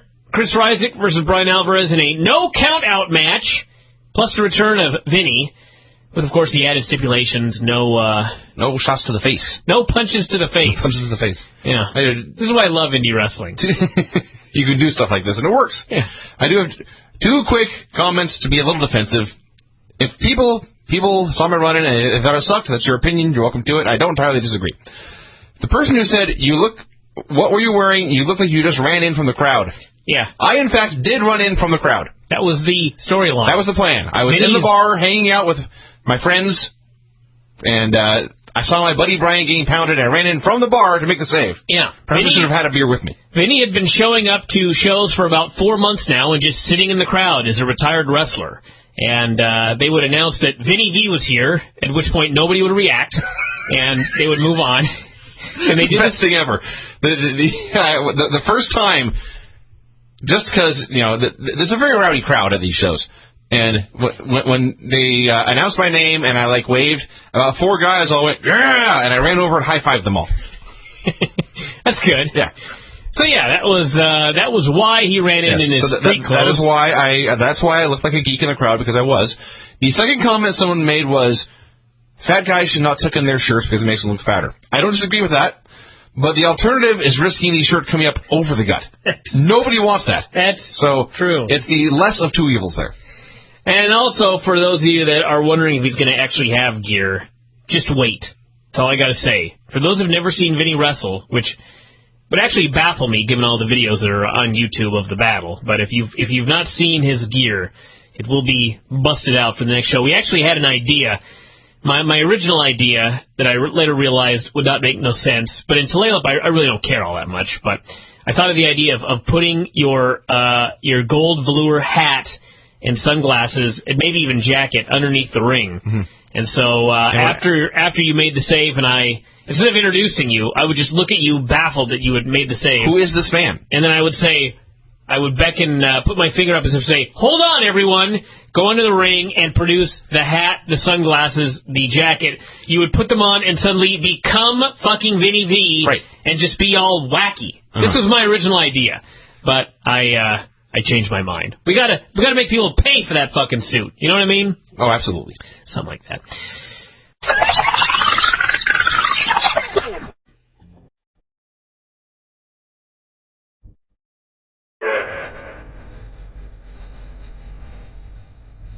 Second time around.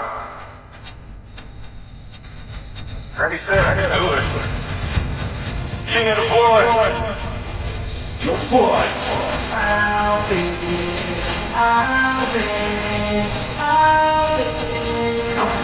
King of the boys.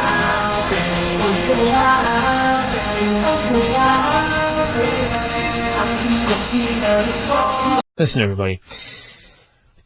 I feel it's only fair since Craig is competing in the King of the Board tournament and the last round was a tie. I feel it's only fair that we allow Craig to come in here and have some airtime and explain why you should vote for him in the 2010 King of the Board tournament, which I guess his deal is coming up on Saturday. And Craig, I'm giving you this time now, but let me tell you, if it comes down to me and you, I'm going to kick your ass. But with that said, come what may, I would like to give you a couple of moments here to campaign about your battle with Klitz. I am unconcerned about my battle with Klitz, to be honest with you. I am gunning... That's a drop for you. I am gunning for you, Mr. Alvarez. Craig. Yes, sir. Did you ever hear the drop where Dave Meltzer is on a conference call and he's asking Randy Couture about a fight that is not the fight he's having that weekend, and Brock Lesnar responds, and I quote, well, that was a stupid question, because Randy Couture said, I never look past my current opponent. You can't look past your opponent, Craig. You got to beat Klitz before you can get to me. Just the simple fact that I ended up tying with the man that posts more per day than well, probably God himself, let's be honest, that I ended up tying with him shows me that I can beat Klitz, even though he is the real deal. And I'm pretty sure I can run through Crumbly. And I'm gunning for you, buddy. Well, all right. Do you have any campaign promises you'd like to make before we wrap your segment up here? Promises. What are you going to do if you win King of the Board? Because I'm going to tell everybody in a minute what I'm going to do. Really? Well, you go first. I just want to say this, okay? I'm not going to make a big deal out of King of the Board this year like I did last year, because to me, last year I just had to win. This year, I don't feel I need to campaign so much because my record speaks for itself. And I know that there are some trolls that are going to go on the board and they're going to talk about how I didn't do jack shit this year, but the reality is, if you look at 2009 on the board as compared to the years before, 2009 was the best year we ever had. The level of bullshit and infighting and craziness and nuttiness was at an all-time low. We had a lot of fantastic, fun things happening on the board, such as the Dave's Leather Jacket thread. I was regularly sticking the important topics to make the board more readable for everybody. I was trying to make the board a fun community. This was the year where we saw a lot of new people come onto the board. Some people treated them poorly. But in general, I think this was the year where everybody on the board, and you all have to believe this because this is true, if you really look back, 2009 was the most fun year in the history of the board, and it was because I was the king.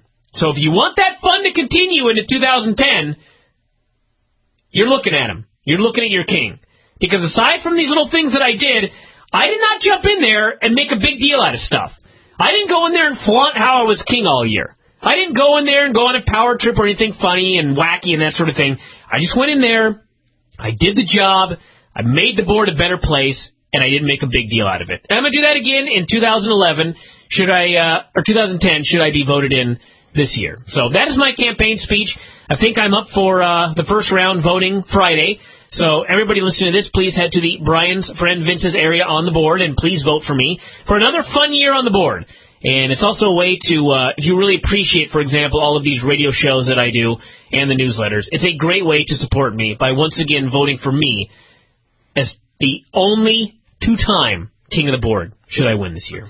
Now, I have a question for you. Actually, maybe Jimmy Lasers won twice. As somebody who is not a moderator and actually wins king of the board, what kind of power can they have by the title king of the board? Well, the king of the board will have that status.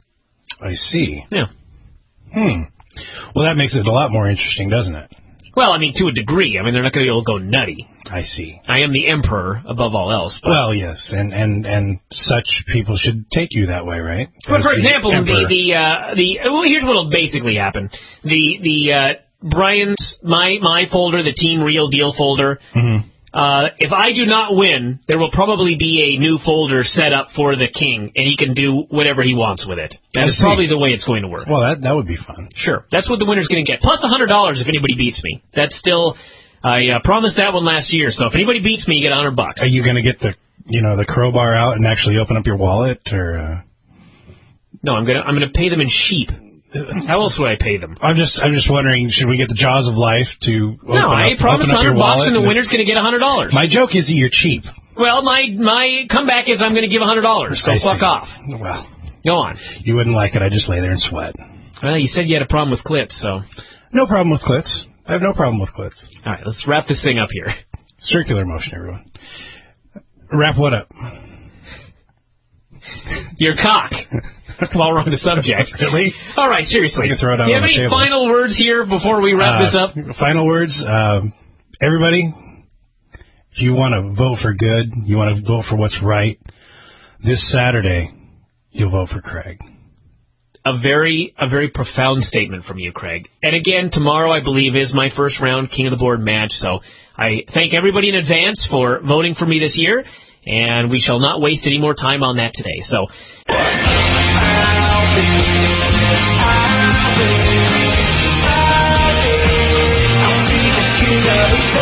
well, everybody, I've been dethroned in the King of the Board.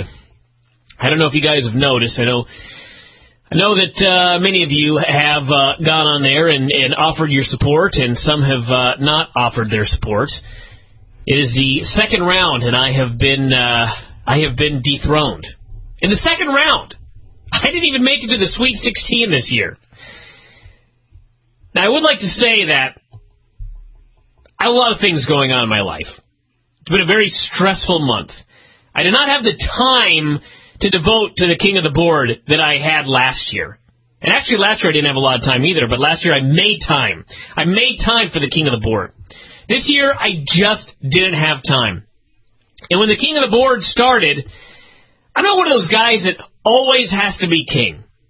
I know that sounds surprising to some of you, but I don't always have to be king. I don't always have to be number one. I would just like to achieve number one once in everything that I do. So, the fact that I am a former King of the Board, that's enough for me. It's like the Texarkana Championship. I won the thing once. I don't need to win the thing 274 times. I'm not Jerry Lawler here. I just got to win one time. So that someday when they compile the list of the Kings of the Board, my name will be listed. That's enough for me. So when the King of the Board started this year, I thought, what should I do? Should I go crazy like I did last year? Should I go on Facebook and do massive posts? Should I post it in the news updates? What kind of things could I do to just drive everyone batshit crazy like happened last year? That was a fun time last year. But I just didn't have it in me. I just didn't have the fight in me this year. So when the first round came and I won handily, I thought, interesting. Maybe I'll just see how far I can go in this little tournament here without incorporating any of these outside resources. Now, of course, other people have done many outside resources. And in San Antonio, for example, as a radio show, other people have Facebook. You know, not a big deal when those people do it, only when I do it, for some reason. So I thought, I got a list of guys I really don't like on the board, as we all do. And I was thinking, maybe if I matched up against, say, whoever, one of my many foes, one of my rivals, maybe if I matched up against that person and I'm losing, I'll do a Facebook post and see if that bumps me up and I can beat this fucker. But when I found out that my second round opponent was NTAF. Vinny, do you know who NTAF is? Actually, no. You don't. Perhaps you've never seen the Dave's Leather Jacket thread. I have looked at every post in there. Okay. I just don't look at the authors. One of the top photoshoppers in that thread is NTAF. Some of the greatest ones. I'm sure you've commented on probably a dozen of them that NTAF has done. Probably. I have never had a single crossword with NTAF.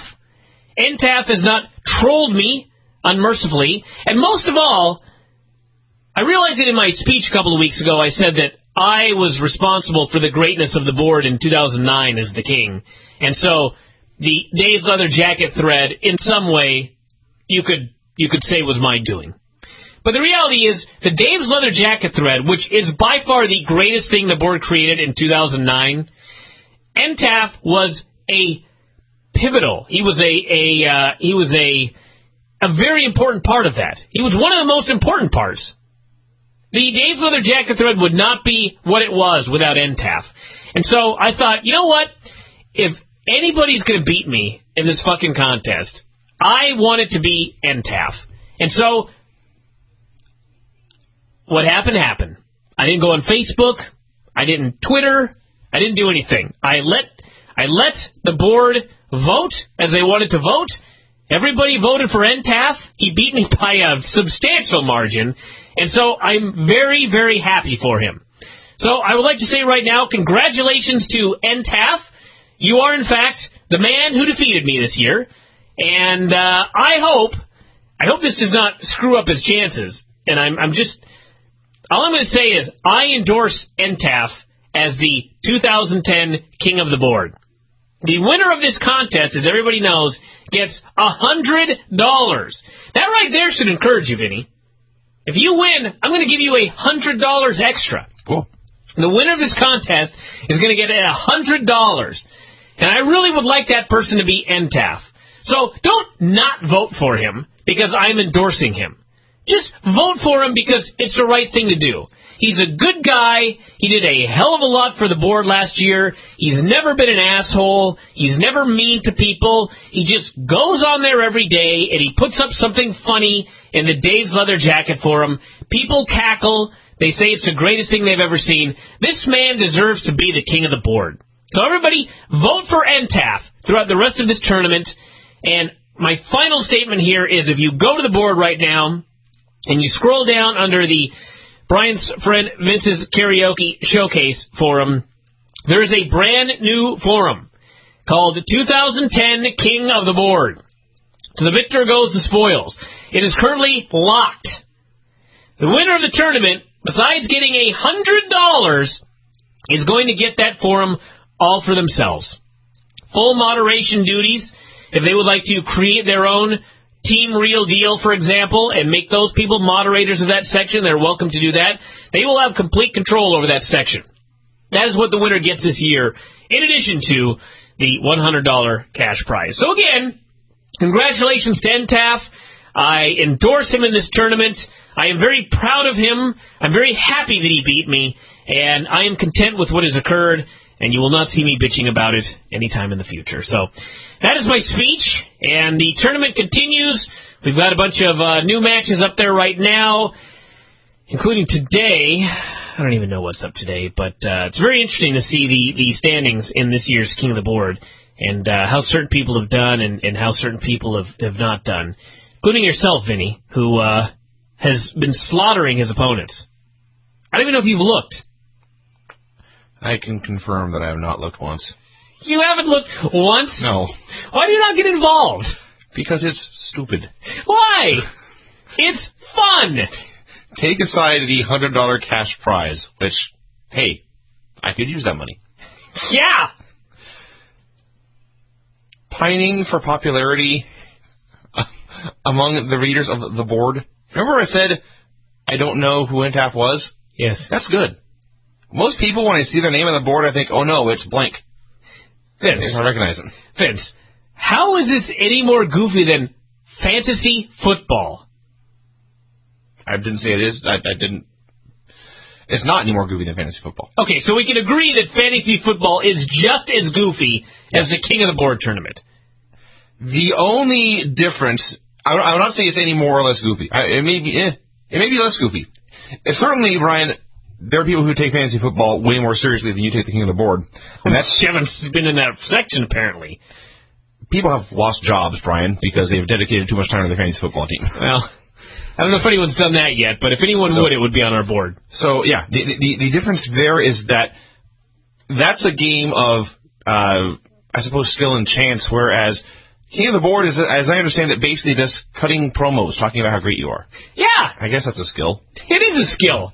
All I know is, right, about a week ago, I clicked in my folder, and why this tournament is being held in my folder, I don't know. But for a brief second, I got very angry that all I could see in my own folder was things in this tournament I don't care about.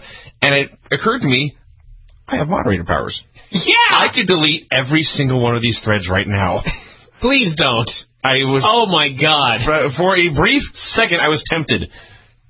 And I chose not to because I know, whereas I think it's silly and frivolous, I do know that it means a lot to a lot of people. That's right. Not all of whom I hate. That's right.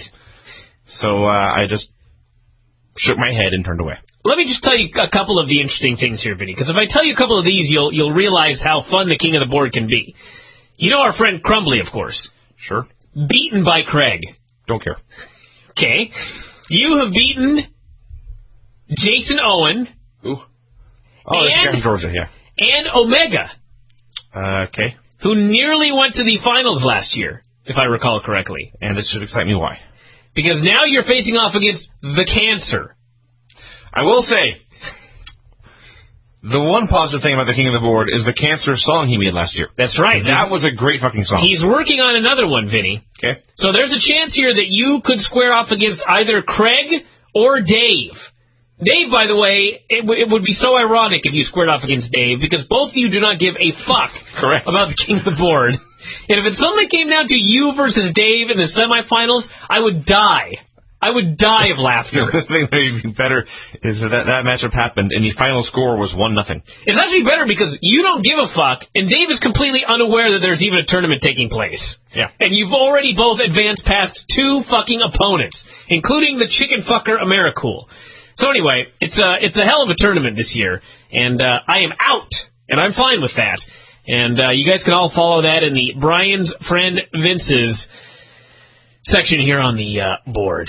And it is, in fact, in the Sweet 16 right now, followed by the Elite 8, the Final 4, and then the finals of the King of the Board tournament for 2010.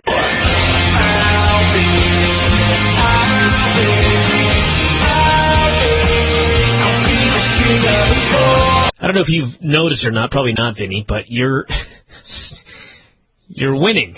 Huh. That's odd.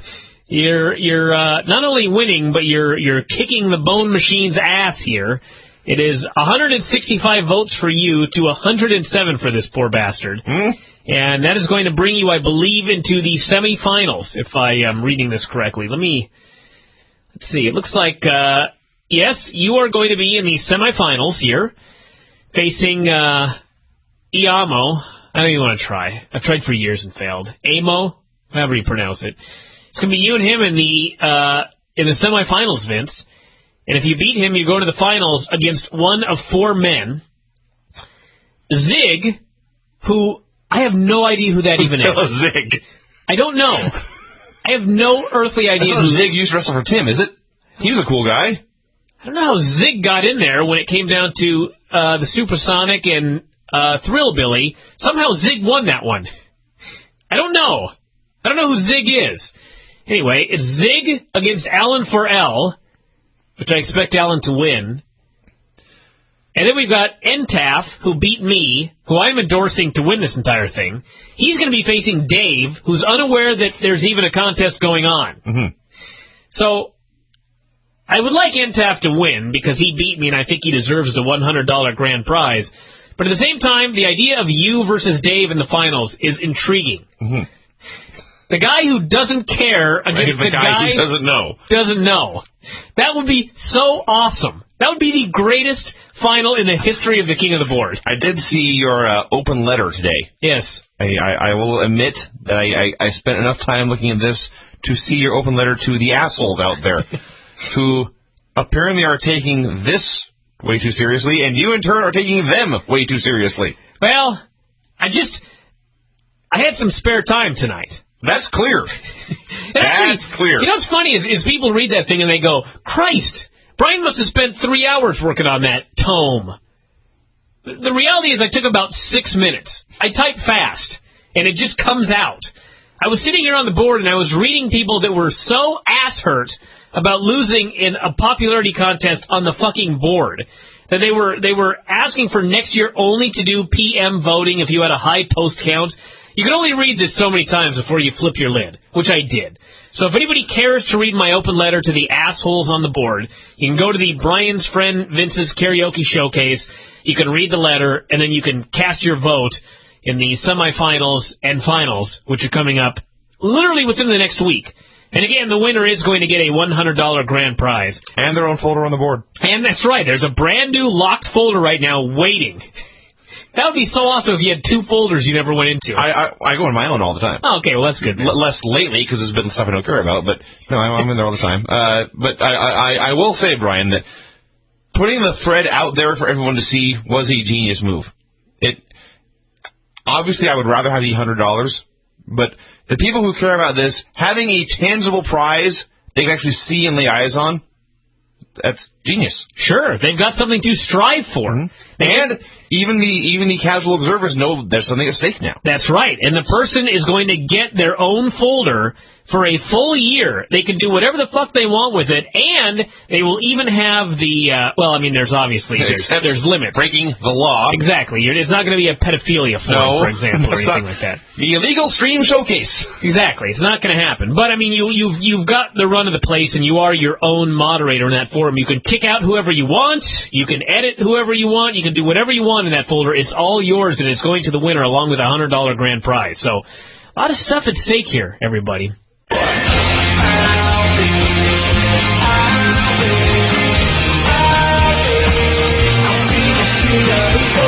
Vinny, of course, is currently, should make mention of the King of the Board standings here. For those of you that have been following this, like Vinny follows fake football, or whatever we call it, fantasy football. Actually, I follow real football. Yeah. I pay almost no. I pay slightly more attention to fantasy football than I do the King of the Board. Well, it's all about to change because you're about to win. Well, I can't say that. It is, of course, down as expected to you versus Dave, which, as noted, is the guy that doesn't give a shit against the guy who's unaware there's even a contest going on. Mm-hmm.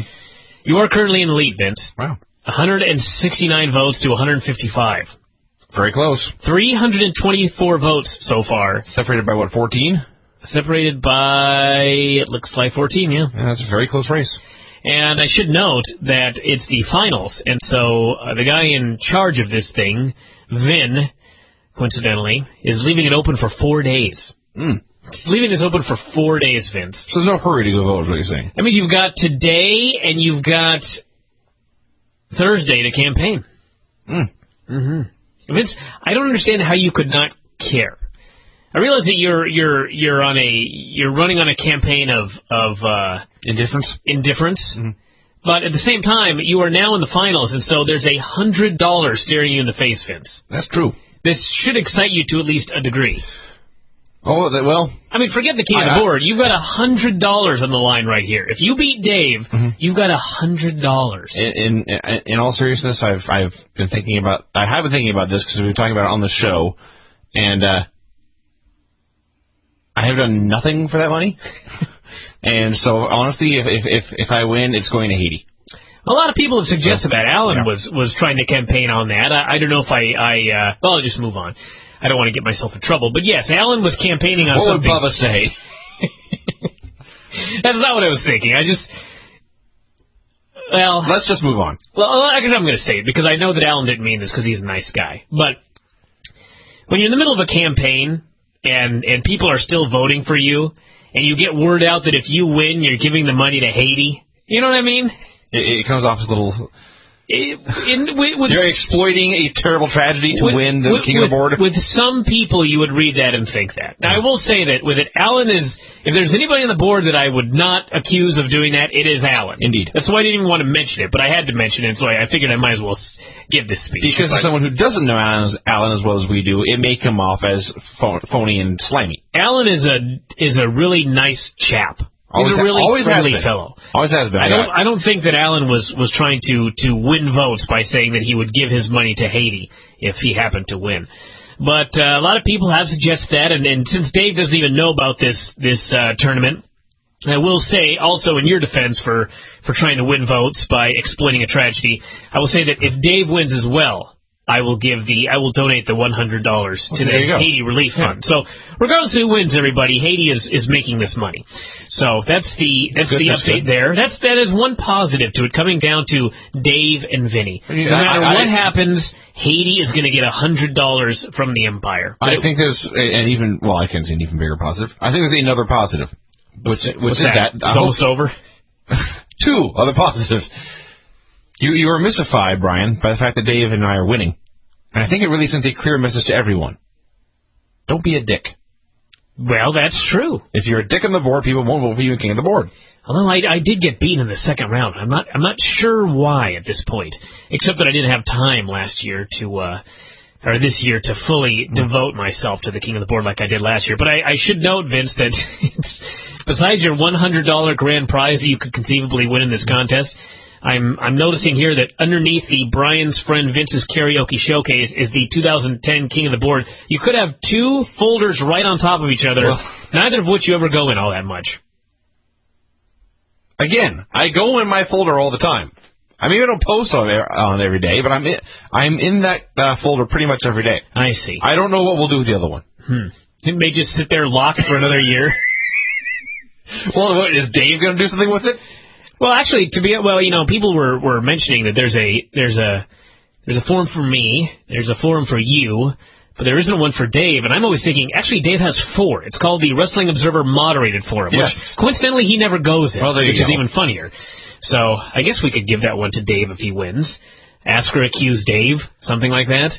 So, I don't know. We'll see what happens. There's 3 days left of the voting. If you guys want to vote, go to the board and go to the Bryan's Friend Vince's Karaoke Showcase folder. And it's neck and neck right now with Dave and Vinny, both competing to see who wins the 2010 King of the Board tournament and will donate the $100 to Haiti and get a folder that they can do whatever they want with for an entire year. Which means, again, Vince, you'd have moderator. I don't even know if you're a moderator if you're on forum. Yes. Okay.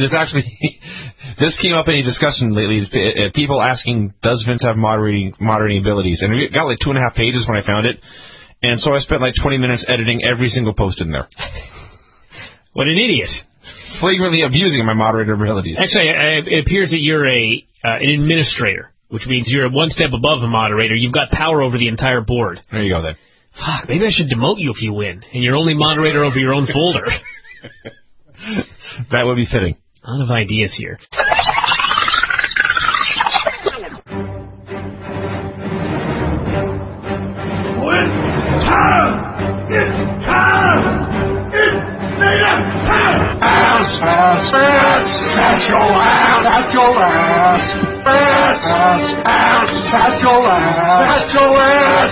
Terry Funk!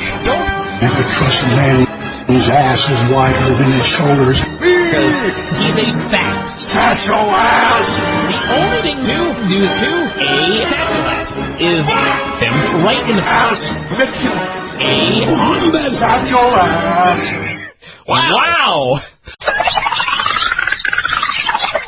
Zach said he was the heart and soul of ECW, and the Hurricane said, no, you are the rear end of ECW. Not even butt. Or Fanny. You are the rear end. This segment sucked a dick. So then they had a match. This sucked I'm trying to think of a similar word for penis in the way that rear end was used here. I would think wiener would be the one. Sucked a wiener. No, that's too... Still too lewd? I was thinking... How to pee-pee. Member. Sucked a member. This sucked a member. So they had a match, and if you thought nobody cared about the promo, no one in the building gave a shit about this match at all. There's a YouTube video out there of the Bryan Danielson-Chavo Guerrero match from Superstars. There was much more heat for Bryan Danielson, who has never been on their TV show. Yeah. Well, actually, he has. I suppose you're right. Years and years ago, he has. But regardless, they cared much more about him and Chavo Guerrero, who I should note, no one cares about him either. But they still got more heat than Hurricane and Zack Ryder here.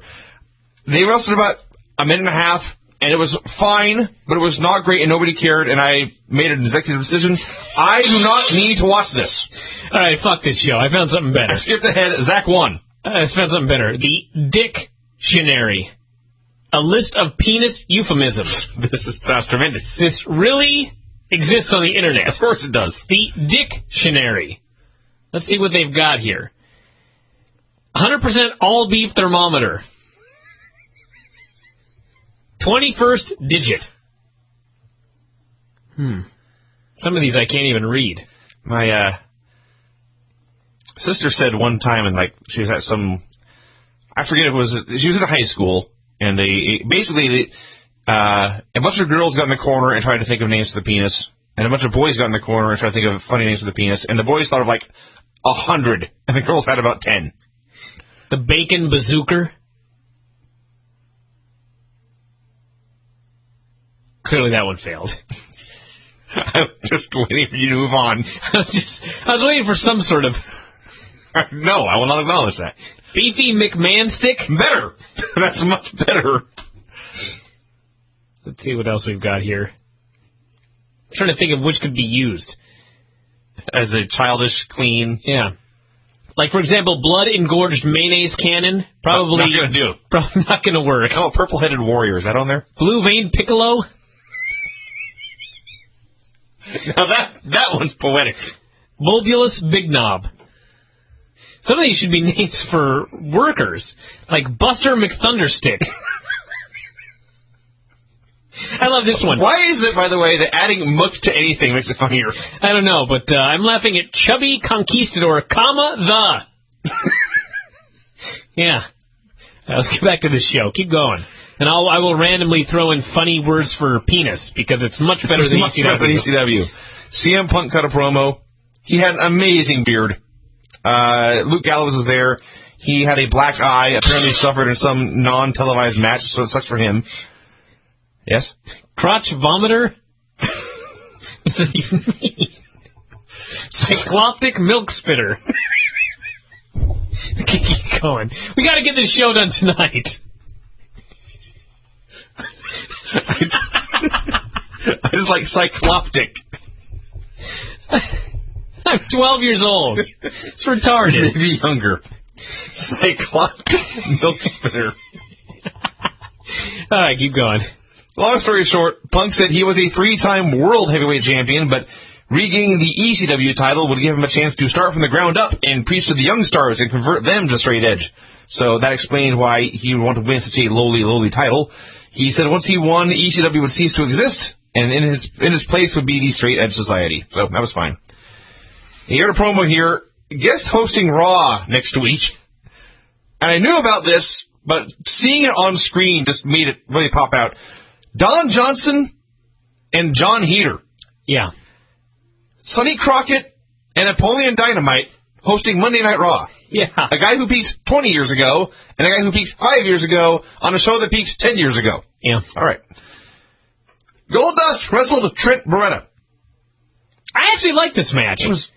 It got more heat, for sure, than the woo-woo guy. Well, and it still got no heat at all, but which is still much better. The audience reaction did not do justice to this match. Goldust worked really hard. It was a final TV match.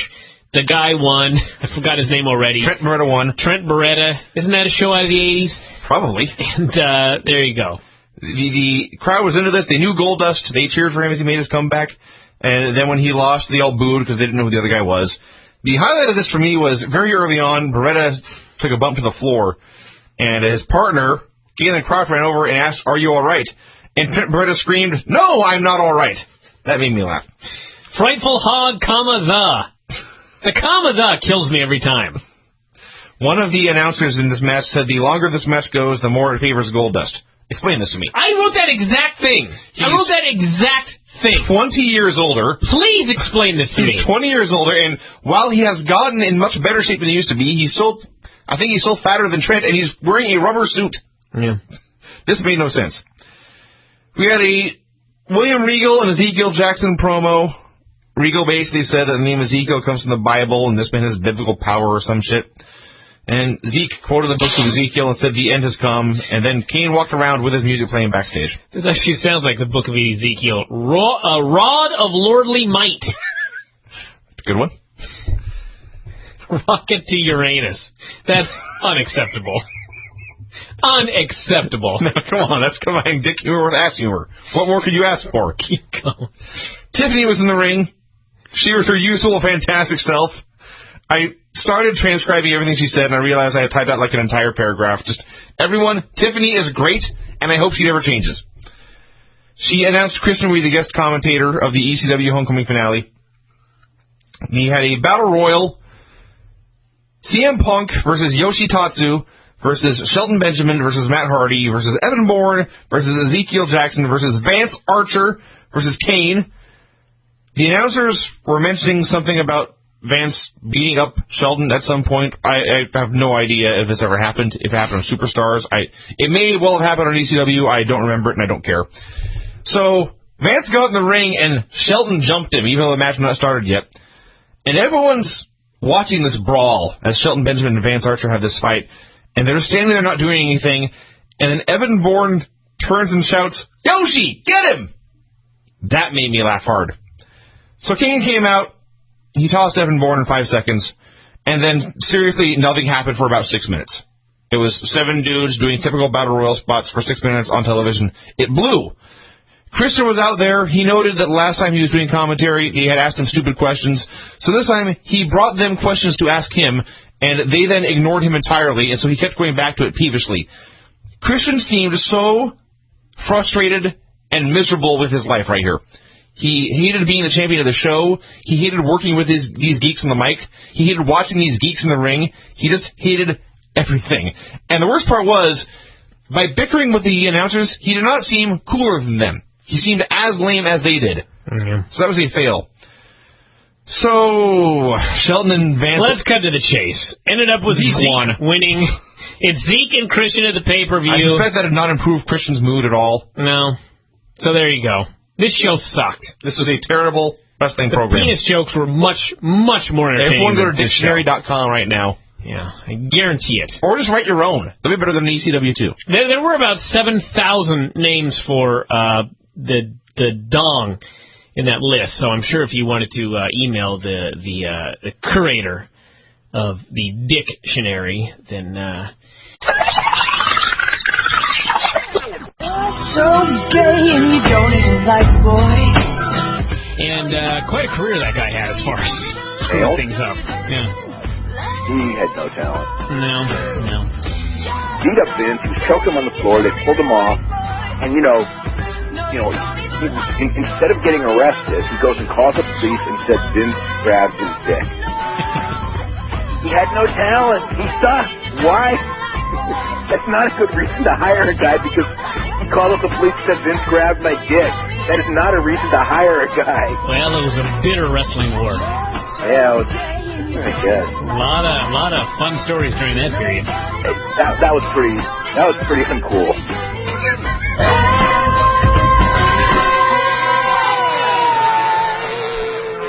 Penis. Kind of a shitty song. I don't know, but I just like... Dave Meltzer has deemed nails to be pretty uncool. He's... For trying to choke Vince McMahon to death and then claiming his penis was grabbed. It was pretty uncool what he did. Pretty uncool.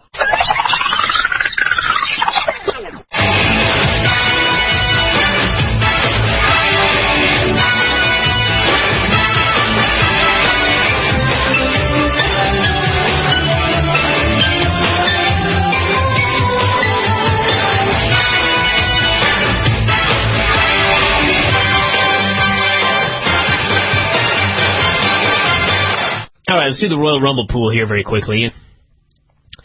It's from Matt Pat. He's put it together. Or maybe K-A-C-E-C-C. I don't even know how to pronounce that. I've long since given up. Let's do these. These are the number 1 through 30 Royal Rumble pool fellows. I guess how it works is if you're number 1 and you win the pool. I don't know what you get. I have no idea. Ask Matt Pat 11. He's on the board. So, here we go. Let me clear my throat. Number 1, Omer GD1. Omer GD1. I guess Oh My God was Omer taken. God? Omer God. Omer GD1. Omer good. Omer, good one. Number 2, the man who's drawn second in the Royal Rumble pool, the Amish Sheik. The Amish Sheik. Number 3, God-like. Not an adjective, that's his actual name. Godlike. Which, I may have to have a son now, just name him that. It's lowercase g. So he's a lesser deity. Yeah, well, he's like a lesser god. Perhaps his father was pantheistic? And he believed in many gods? Is that the right word? Let's just move Polytheistic? on. Number 4, Blue Fist. Fine man, Blue Fist. Number 5, the Underbaker. The Underbaker. I wonder if the Underbaker is actually a baker. Or under something. Because why would you change? Why would you do this? Why not the Underfaker? Undershaker. The Underlaker. The Underquaker. It's actually a hell of a gimmick right there. Now that I think about it, I need to call Cody Deaner back. Undead Quaker. Cody Deaner and the Underquaker. That's a tag team. Jamie O.D. is drawn number 6. Jamie Odd. Jamie O.D. Jamie Overdose. Number 7, Vanilla Fire 1000. Vanilla Fire 1000.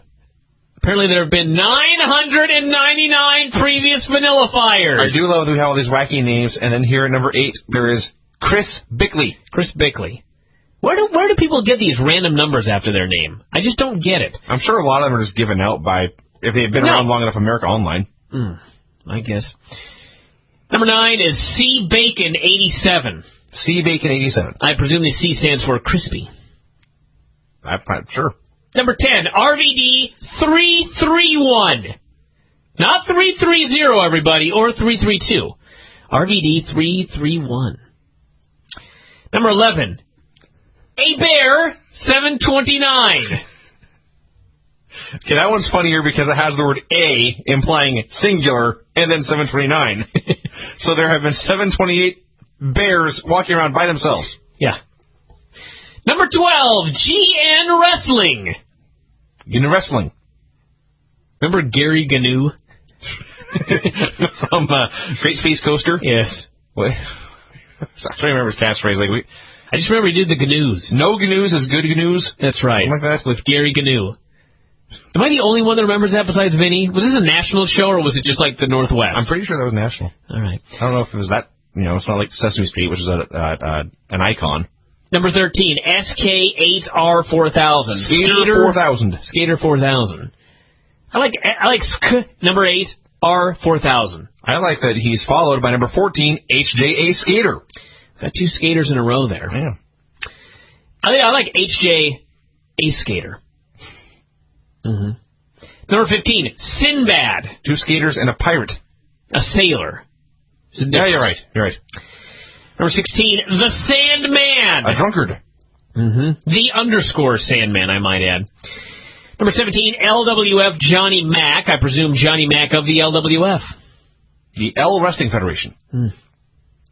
Number 18 is the one and only, the Dooleys. I don't have anything to say about him, actually. Sorry, I'm out of fun, witty comments. Number 19, the Supersonic. Test Supersonic. Spelled poorly. That's what mine says. I don't know if that's right or not. He incorrectly did this correctly. Yeah. Number 20, Funkdefy. Great name. Yeah. Funkdefy is awesome as a name. Number 21, Paul Miller. He's with Chris Bickley in the We Use Our Real Names Club. Yes. Number 22, Matt Pat 11. That's fishy to me. Guy who put this list together drew number 22. It's a pretty good number. Not number 30, so it'll be obvious, but pretty good nonetheless. I smell a rat. Number 23, Alex Shorish. Could be a real name, mushed together.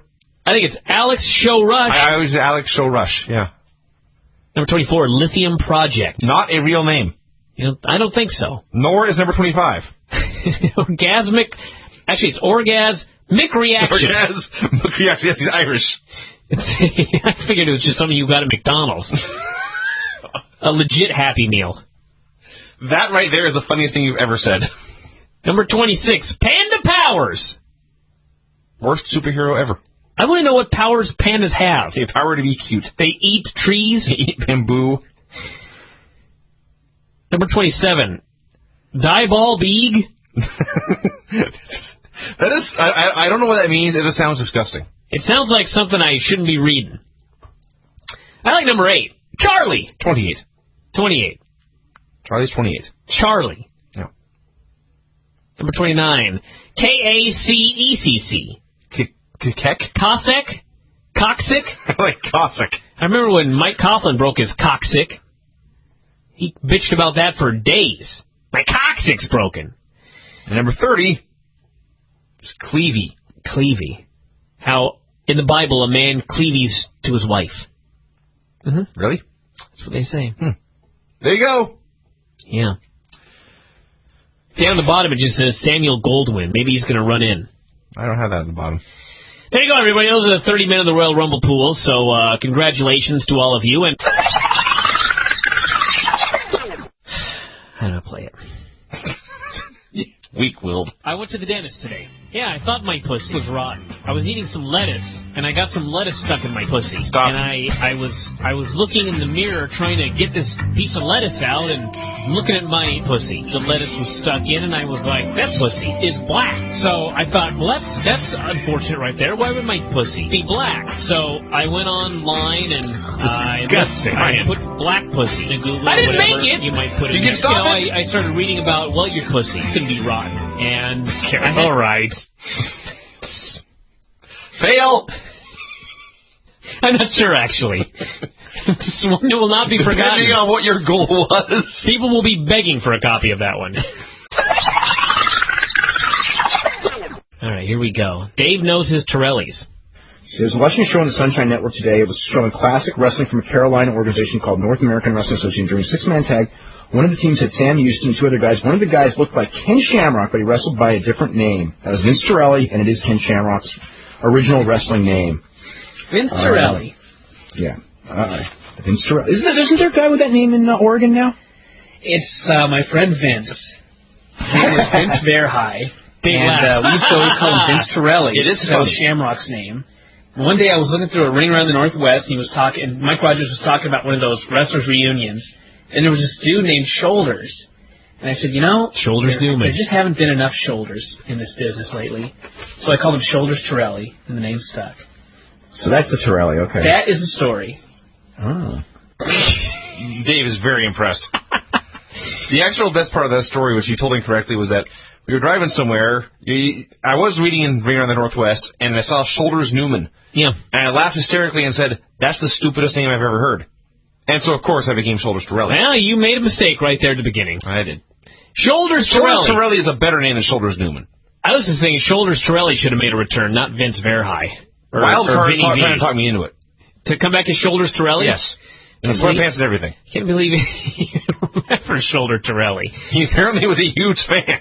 That's impossible. That's what I said. You didn't have any fans of Shoulders Torelli. I guess I had one. Wow. Did he explain what he liked about Shoulders Torelli? Sweatpants. What? Sweatpants.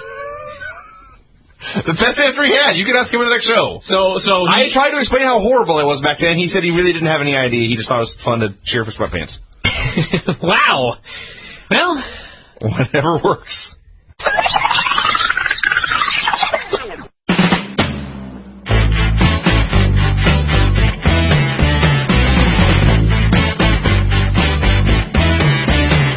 Hello? I love you, won't you tell me your name? Hello? I love you, let me jump in your game. Hello? I love you, won't you tell me your name? Hello? I love you, let me jump in your game. Hello? Hello? Hello? Hello? Granny, you're on the air. How about that? What a way to start 2010. Great. This show has jumped the shark for Granny. I've been sitting here since 5 o'clock. I said we'd call you between 5 and 6, and then I sent you another email saying it'd give us a few minutes. It was a little more than a few minutes. Okay. Okay, Granny, first off, you don't like to drive after dark, so what were you really going to be doing? Let me turn my Kixie radio down here. I've been cleaning closets all day, and did it bring back some memories. Oh. I realized what a great life I've had. Aww. That's right, Granny. Yeah, and I found some real funny things. Uh-oh, like what? Well, I found one birthday card that you drew it for me. Back when I went out of my way to do things like this. You said you had happy birthday, and you had a little fat granny with a plate of something that was steaming, and it says, "How many grandmas does it take to screw in a light bulb?" It says 6. 1 to actually do it, 2 to try and remember what it was they were trying to do, and 3 to play bingo. What an amazing comic wit Bryan has always had. How about that? Since a very young age. And I was 3 when I wrote that, everybody. You know how you signed it? How'd I sign it? You said, "Happy birthday to the greatest grandma in the whole world." That's right. Still the greatest grandma in the whole world. Good. Except, Granny, we're going to have to call you back because your phone sounds horrible. It does? Yeah, you're cutting out.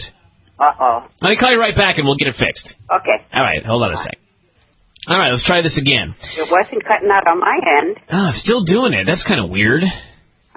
Maybe you should call me on my cell phone. Yeah, let me call you back on the cell phone. Hold on one second. There we go.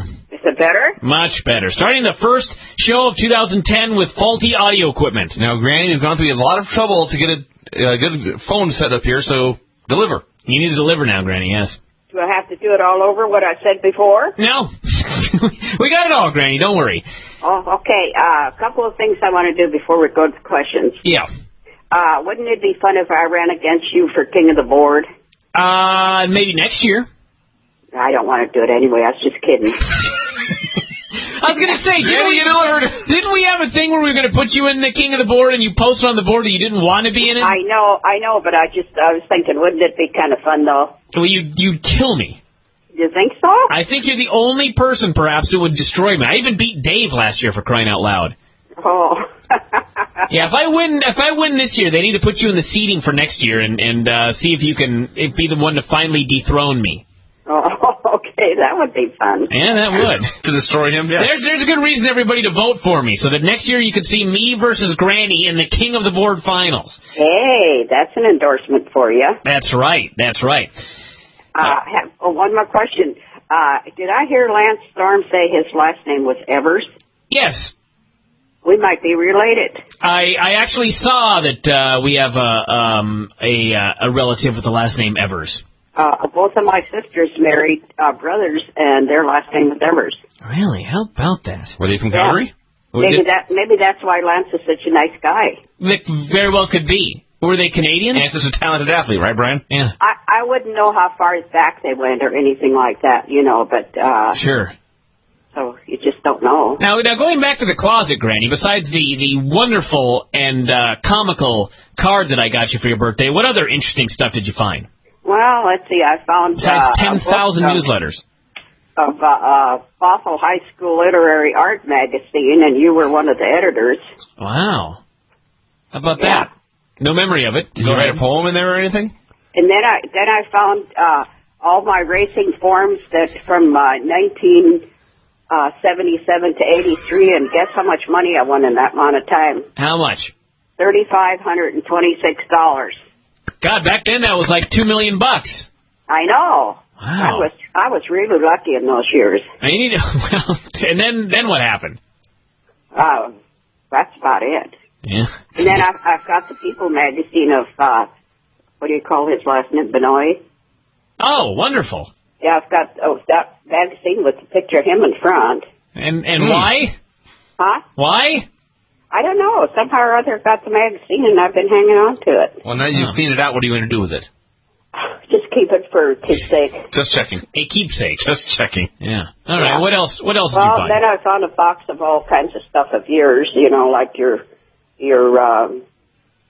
books and stuff like that. I think, in fact, I've got 2 boxes of stuff of yours that are magazines and Archie and all that stuff. Archie comic books, the only comic book I ever read. Yeah. A lot of that stuff. Well, that's pretty interesting there, Granny. Now, before we go to the questions, we got some questions for you ourselves. What? What's your New Year's resolution? Wait a minute. That's what I was going to come to. Sylvia and Cheryl came over yesterday, and they want to do their predictions.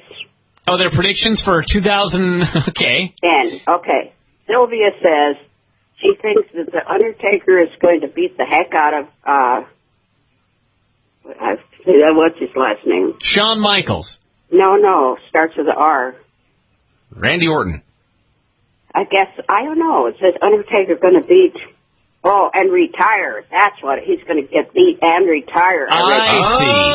Oh, that's a bold prediction. Yes. A bold prediction. And then is there a guy named McGuire or something, the new guy? McGuire? Something like that. She said, and he's a new guy and she doesn't like him, but she thinks he's going to do good. Oh, Drew McIntyre, I'm sure. Oh, yeah. Oh, that's probably what she's talking about. She thinks Drew McIntyre. These are some great predictions, Granny. And she said the Undertaker's going to beat the crap out of I thought we just did this Mysterio. One. Rey Mysterio, you say? Yeah. Well, that happened in 2009. Well, she said in WrestleMania, she said, are they going to wrestle again? No, maybe Sylvia knows something we don't. Yeah, it's supposed to be Undertaker and Shawn Michaels at WrestleMania. Oh, I don't know. Another thing she says, she doesn't think women should be wrestling. Based on the company she watches in particular, and after the show we've done tonight, Granny, I can't disagree. Well, and and she watched was there 3 hours on last night? 4! Did she watch that show? She watched every bit of it. Well, that's exactly why she says that women should not be wrestling. Can we get Sylvia's phone number? I want to get her on the show and ask her what she thought of that impact. You want me to give you your phone number? You call her tomorrow? I don't have it right here now. Well, we'll look into this. Anyway, let's know what Sylvia thought. Oh, my God. Hello. Go ahead. I'm sorry, Granny. Go on. I've been very Cheryl's predictions are she thinks Tiger's going to get a divorce. And she going out on a limb on that one. A bold prediction. Huh? Going out on a limb on that one. Yeah, and she said Bryan will be champion Toledo. Oh, bold prediction. Bold prediction. How about that? Well, I hope she comes to support me then. Well, I don't know about that. Anyway, and my prediction is Hulk Hogan will fade into the sunset. That's your prediction? Yep. Oh, well, I guess she's predicting the doom of this whole TNA Hulk Hogan thing then as well. Well, he's getting kind of tiresome saying he's going to do stuff he don't do. Granny has got it all figured out, and she does not even watch wrestling. Hulk Hogan can get anything past Granny. And another thing, I think Tiger and his wife are going to try to stay together. Oh. And I don't think he'll be golfing in January. And I understand, I got an email, they're trying to sell shirts to pay for my plane. That's right. I think if they made shirts that said Granny sucks on them, they would sell a lot of them. Oh, Granny, come on now. Well, to be fair, Ted McNair may buy 40. He may have some fans. Well, that's about all the out of stuff now. I can go. Well, no, now we need to hear your New Year's resolution, Granny. Oh, what am I thinking? I really don't have any. That doesn't sound like you. So your resolution is to remain perfect. Yeah, that's right. All right. Let's put it this way. I don't need any changes. There you go. I'm great the way I am. That's good. You're good confidence, Granny. I'm glad to hear you're confident. And I hope I can keep doing stuff like I did this last year with my porch and my room and all that stuff. So your New Year's resolution is to continue constructing things. That's right. You need to start building a pyramid or something outside. Something that may take decades. Well, I'll probably be out in the yard again this summer and working on different things. Well, that's good, Granny. That's good. All right, let's do some questions here in the new year. Just a minute. I got to holler at Carly. Get out. What did she say? I told Carly was running around the house, and I told her to get out. Is that a cat? Yes. Yes. Okay, just making sure. Okay, one of them is, do I remember the Jim Jones? Yes, I remember, and it wasn't a CIA cover-up. Wow, can we go more in depth into this here? What was the question? Do you remember Jim Jones? Well, that's the one where he had a cult and all those kids took poison or something, and there's so many people died. Right. And did this person think it was a CIA cover-up? That's what they said. Was it a CIA cover-up? I don't think so. A cover-up of what? I don't quite know. I don't know either what they were talking about, but wow. I didn't ever heard about any cover-up when it happened and everything. So I'll have to investigate that one and do a show on it. But I wouldn't be a bit surprised with the way things are going nowadays. What would happen? So we would be surprised based on what's going on nowadays by what happened in 1980. Yeah. Okay. Go ahead, Granny. Well, in fact, I have my brother thinks that we didn't really go to the moon. There are. I'm not Joe one of them. Rogan also? Yeah, Joe Rogan and others believe that we did not go to the moon. Joe Rogan also does a lot of drugs. Granny's cackling in the background. Well, you never know. I don't know. Anyway, and my favorite ethnic food is Italian. Italian, yes. Mm-hmm. Yeah. I agree. Do you have a favorite pasta dish?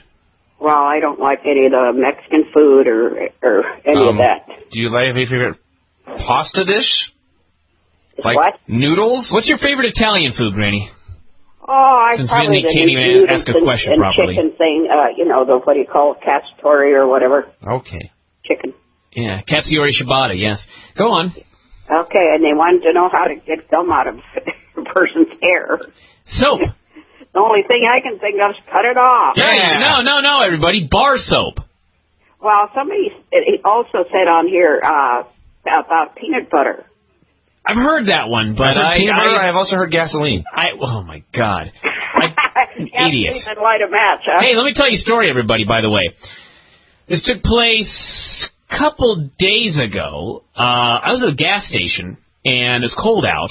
And so I was pumping gas, and I jumped back in the car, and the thing clicked because my tank was full. And I walked over there, and I grabbed the nozzle thingamajigger, and bam, electric shock. Really? Could have been bad times. I could have blown myself to high heaven. They have all those warnings out there to always touch the metal before you touch the nozzle. I didn't do it. I've learned a lesson. How bad was it? Well, nothing exploded, obviously. It was fine. I know, but did it give you a good jolt? Oh, I got a good jolt, all right. I never heard of that. Yeah. Hair stood up on my head. Maybe that's the way to get gum out. That electrocution. Take this penny. Yeah. Stick it in the outlet. Stick your finger in a wall socket. Listen to this. Hey. That would melt the gum. I'll say. You been drinking again? No. Are you going to start? Granny is howling with laughter right now, everyone. In fact, I was going to tell you that I was working on a hangover, but that's not true. Oh, Granny. I did have a few glasses of wine last night, though. I'm shocked. You're shocked, right? Couple more here. Okay, what Granny, you know what I did last night on New Year's Eve? I didn't drink a drop of liquor. What did you do? I just went to Craig's. Oh. Not a drop of liquor. I told everybody I turned over a new leaf. No drink until next year's Christmas show. Good for you. That's right. Okay, now they want to know what I think of rock and roll in the 50s. Vince was very silent in a guilty manner. No, it's not guilty. Okay. Just, I had Jack and Coke last night. A shot of something.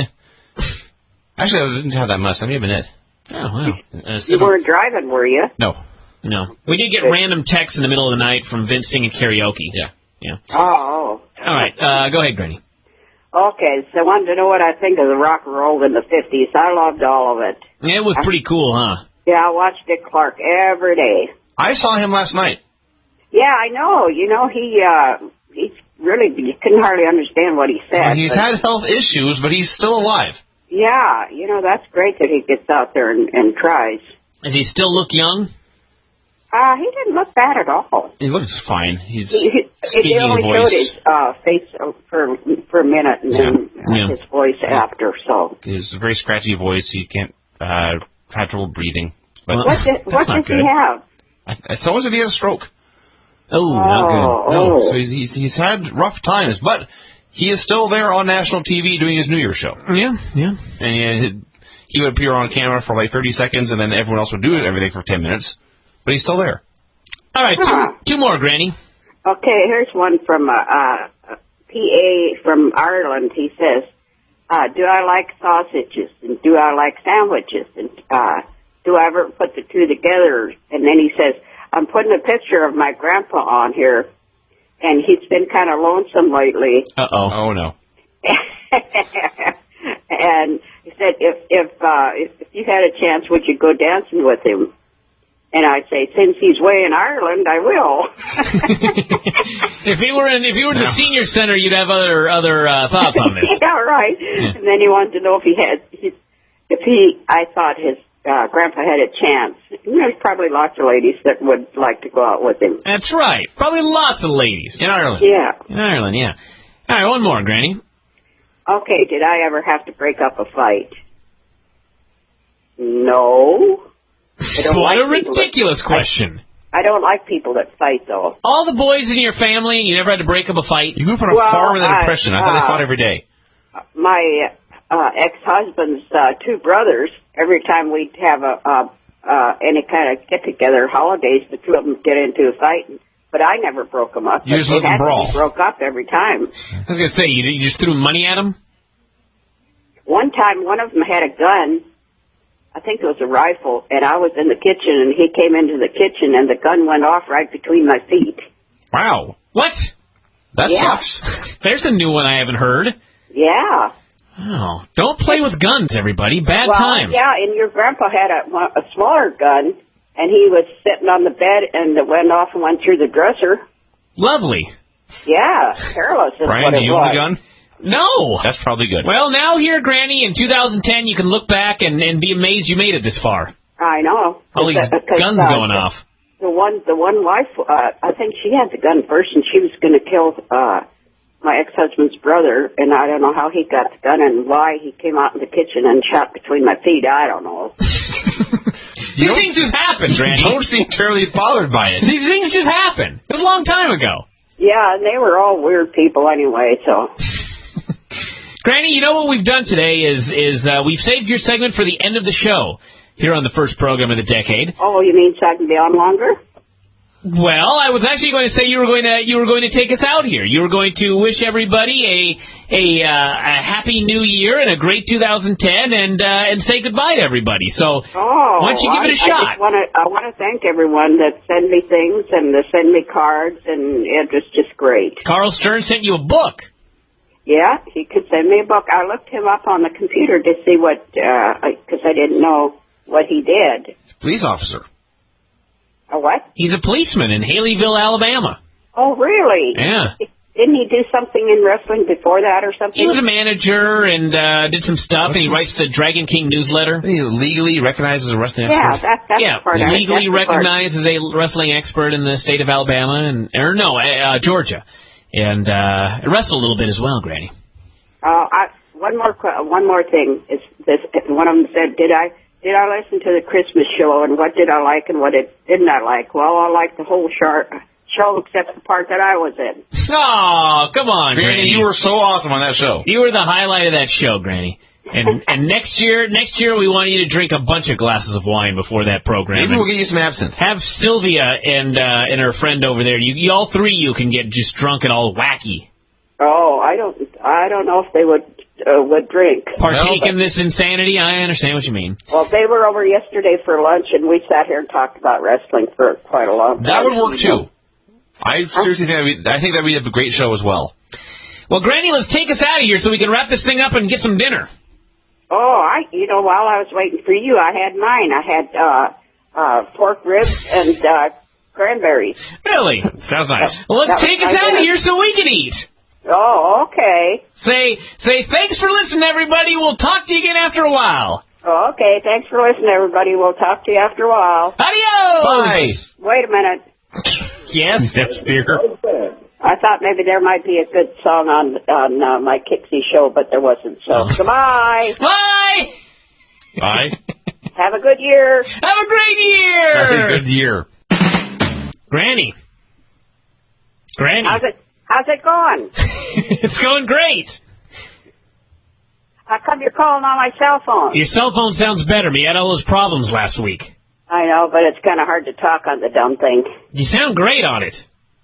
I do? Yeah. That's good. I thought I sounded great on anything. You do.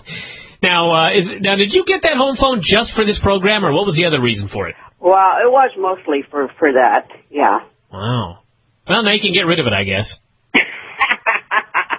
After I got rid of all those people calling now, I don't know if I want to get rid of it or not. All right, well, listen, we'll try that number again next week, and we'll see how it goes. But we got you on this line here, so Vinny's busy scouring the internet. I guess he has nothing to say to you here. Actually, I'm just reading my own notes about All-Star Wrestling. Why are you doing that right now? We're talking to Granny. He's bored with me. You didn't shut the lid, did you? Yeah, I was not supposed to. No, because now I'm going to have to open it up with the password. Uh-oh. You dummy. I'll do it in a minute. Honestly, do I need notes for that show? Seriously. Well, probably not. How you doing, Granny? Did you take a lot of notes? Yeah, well, I wanted a few things saved. First, I went to Marysville yesterday to get those tickets for your show. Yeah. And then I went to the casino and lost, so I just came out. You came out way behind. I sure did. Wow, I'm sorry. And we had kind of another death in the family. My sister-in-law's mother passed away. She was 99. See, they're old in this family. Can you imagine? My sister-in-law was 80, and her mother was still alive at 99. That is saying something. That doesn't happen very often, I'll tell you. No, it doesn't. 99 years. Let me get this straight. Your sister-in-law's mom. Yeah. So I've never even heard of this person. Well, there's a lot of relatives you haven't heard of. Probably go all the way back, in fact. Yeah, well, you remember my sister-in-law and my brother that live in Auburn. Yeah. You met them. So we hadn't sent a... now this 99-year-old grandmother or mother of this other old age passed away? Yeah. Okay. Just wanted to confirm that. So, Granny, what, besides obviously the Tulalip show this coming weekend, do you know the card for the show other than my match with Ryzik with the no count-out stipulation? Do I what? Do you know the rest of the lineup? No, I don't. I haven't looked on it. I'd rather wait till we get there to find out. Oh, you want to be surprised. You don't want to tell me what Bolo's doing. Oh, I'd like to see you two have a match together. Me and Bolo? I would too. We're both beloved. It can't happen right now. Well, I'd like to see him. I don't think I've ever seen him win a match. Well, Saturday is his chance. I hope so. And I think it may be for the championship, Granny. Oh, is he? Oh, really? That sounds like it'd be a good match. Yeah, so that'll be a big one this coming Saturday night. Well, and then the next time they're going to be over at the other place where the guy threw the garbage can, right? Yes, but that guy has been banished from Tulalip, and so he will not be throwing any cans. Isn't he barred from the state? I think he actually has been kicked out of the state, yeah. Not by the government or anything, everybody. Well, I guess Sylvia's coming this time, but Cheryl's not. They're having a little tiff. They're having a tiff. They're having a feud. Well, it's just kind of... That's what I got to hear. Tell me what happened with these two. Well, it has to be over a man. No, Cheryl was... she was born a twin, and her mother was on drugs, so she only weighed like 2 pounds when she was born. So she has... Wait. I gotta stop you right there. What? Cheryl's mom was on drugs, and so she was born weighing 2 pounds. Right, and she had a sister that died at birth. Okay, now Cheryl is like... What? Far be it for me to say, old. Old? I mean, she's got to be in her 70s, right? No. Who are we talking about? I'm talking about Sylvia's friend Cheryl. How old is she? She's in her 60s. Okay, so 60. So we're still talking 60 years ago. It's 2010. 1950, her mom was on drugs? I guess so. Or drugs were invented in the 1960s? I don't remember if it was drugs or alcohol, but she was... Well, alcohol I can see, but I mean, you don't hear about people on meth in the 50s, you know what I mean? Yes. Maybe you do. They had snuff. Well, back then they were stiff and glue. That counts. Have you ever heard of that? They were stiff and glue? Yeah, I didn't know. I guess obviously that could probably affect the fetus. Anyway, can I finish my story? I'm sorry. Anyway, so her eyes are really bad, so she can't drive. So Sylvia has to pick her up everywhere they go, and so sometimes Cheryl will pay her for gas, and sometimes she won't. But then all together, too, sometimes Cheryl will give her $20 to go to the casino or something. So as far as I'm concerned, it breaks out kind of even, but Sylvia doesn't think so. She wants more gas money because she doesn't have very much money to start with. So she decided she just wasn't going to pick her up for a while. So that's where it stands. What did any of this have to do with her mom being a drug addict and her being born 2 pounds at birth? Because I wanted to tell you that's why she isn't driving. So you're telling me that her eyes are bad because she was 2 pounds at birth because her mom did drugs? Well, she has other defects, too. I see. You know. I see. Because I was sitting here thinking, you realize that I could not see very well. Well, I don't even know where that came from. That wasn't, Vince has bad vision, Granny. Everybody has bad vision. Oh, really? Not me. I am legally blind in my left eye. Granny, you're not wearing glasses? I wear glasses to drive. But your vision is fine. Huh? But your vision is fine. I can read fine. Okay, well, all right. All right, I was just a little confused as to how all this tied together, but you seem to have done a good job with it, so fine work. You didn't happen to watch any of the wrestling this Monday, did you? No, but Sylvia, I'm sure, watched every bit of it. All 5 hours? Yes. And she sure still wants to come to Tulalip. She was looking forward to it. Amazing. Yeah. We need to ask her which show she liked better. Okay. Well, I think what I'll do, I see her on Saturday, and I'll just get some ideas from her, and we'll talk, and then I'll come back on and tell you guys what her thoughts are on it. You can interview her. Yeah, you guys talk shop. Since I don't, yeah, we talk about it, but I don't watch it very often. So you have no idea what she's talking about? Well, sometimes I watch it on Friday night a little bit. Granny's a SmackDown fan, everybody. That is the better show. Now, Granny, let's do some of the Q&As here. And by the way, have you been voting in the current King of the Board championships? I can't seem to find it. They're in Vinny's section. I didn't put them there. Do not blame me. They're in the Bryan's friend Vince's section. They're all in there. Oh, okay, because I didn't know where to look for it. I was looking at the others, but I couldn't find you anywhere. I haven't. I think my match may be tomorrow, in fact. Oh, really? Yeah, so make sure you go up there and vote for me. Oh, I did last year. Yeah, I did. I'll give a little speech at the end of this, but I'm not gonna go nutty on King of the Board this year because I'm confident in my ability to win re-election as king. You better be, because next year I'm going to run against you. So you are in next year? I'm gonna. Did you get beaten today, Vince, by the way? How the hell? Why would I know? You're not even following it? No. Someone did say that they were voting for you on your ticket of apathy. Usually that's like a negative. I actually am proud of myself for not caring about this. Wow. You should go in there because there's some great drama. It's actually very entertaining. It's under Vince's what? Bryan's friend Vince's karaoke showcase. Oh, okay. Yeah, that's where it's at. I mean, we had a tie. What are the chances we'd have two people that both got exactly 160 votes? Pretty slim. Pretty slim. Not to mention we had two guys that were so goddamn stupid that they managed to get themselves removed from the tournament. Why? Because they were... That actually is pretty remarkable. They complained so much that they just got booted out by the guy in charge, who was not me. And if you go back and read the threads, it's an amazing failure by these two geeks. So, I don't need to mention any names because we don't want to promote these fools. But tomorrow is my deal, but we'll talk about that later. Let's go to your Q&A, Granny. I have one more thing to say. Yes, yes.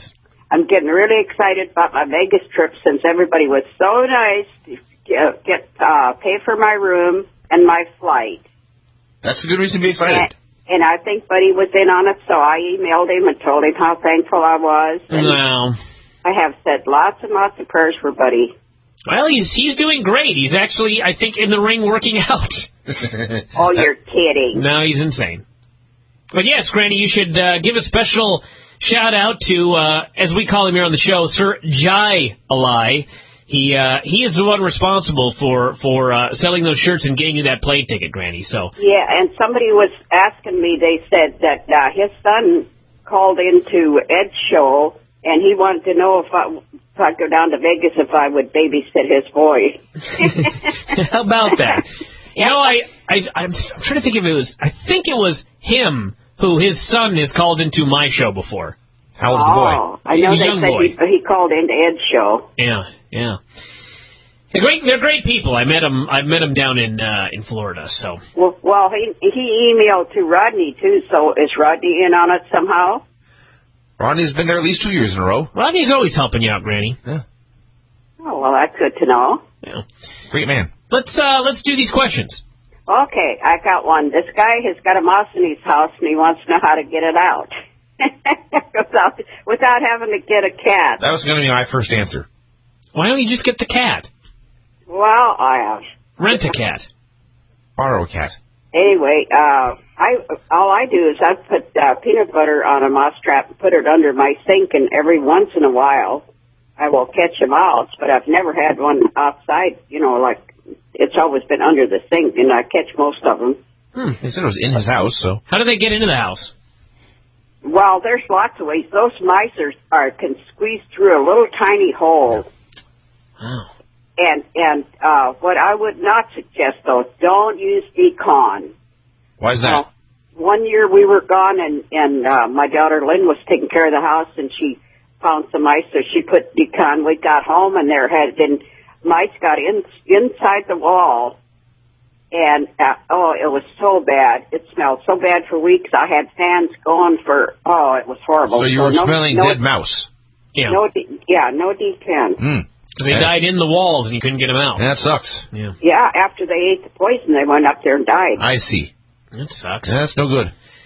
All right, what's next? Oh, say, was I caught up in Beatlemania? No, I wasn't, but Brian's mom was. What can you say? Didn't we have a question a week or two ago about... Granny would have been 50. Wait, let's see. But somebody asked her about the 50s rock movement, and you said you liked it all. Well, yeah, they asked me if I liked the music. Yeah, you'd have been in your mid-30s at that time, so it's probably a little on the tail end of being in the right age bracket for Beatlemania. Yeah, I think your mom was probably 14 or something like that. My mom still thinks one day Paul McCartney's going to marry her. You never know. You never know. I can't prove it won't happen. Yeah. I would not bet on it. Go ahead, Gran. Okay. They want to know what's the most lessons that Grandma can give her grandson in his life. And what's the most? Like, is there a number? Is that what they're asking? No, what kind of life lessons I can give. I see. Okay. All I say is be a good person and respect your elders and be humble. Do you have any elders, Granny? I'm talking about you. Oh, okay. You do respect your elders. And I am humble, if nothing else. I don't think you're listening here. I am, Granny. And it says, what's the biggest mistake parents make when they raise a child? Spare the rod, spoil the child. Yeah, they spoil them. Yeah. And the kids have too much, and they don't appreciate what they have. These little buggers. Yeah, that's right. Well, the kids growing up nowadays, Granny, they ain't going to be like that. But because things are tough right now.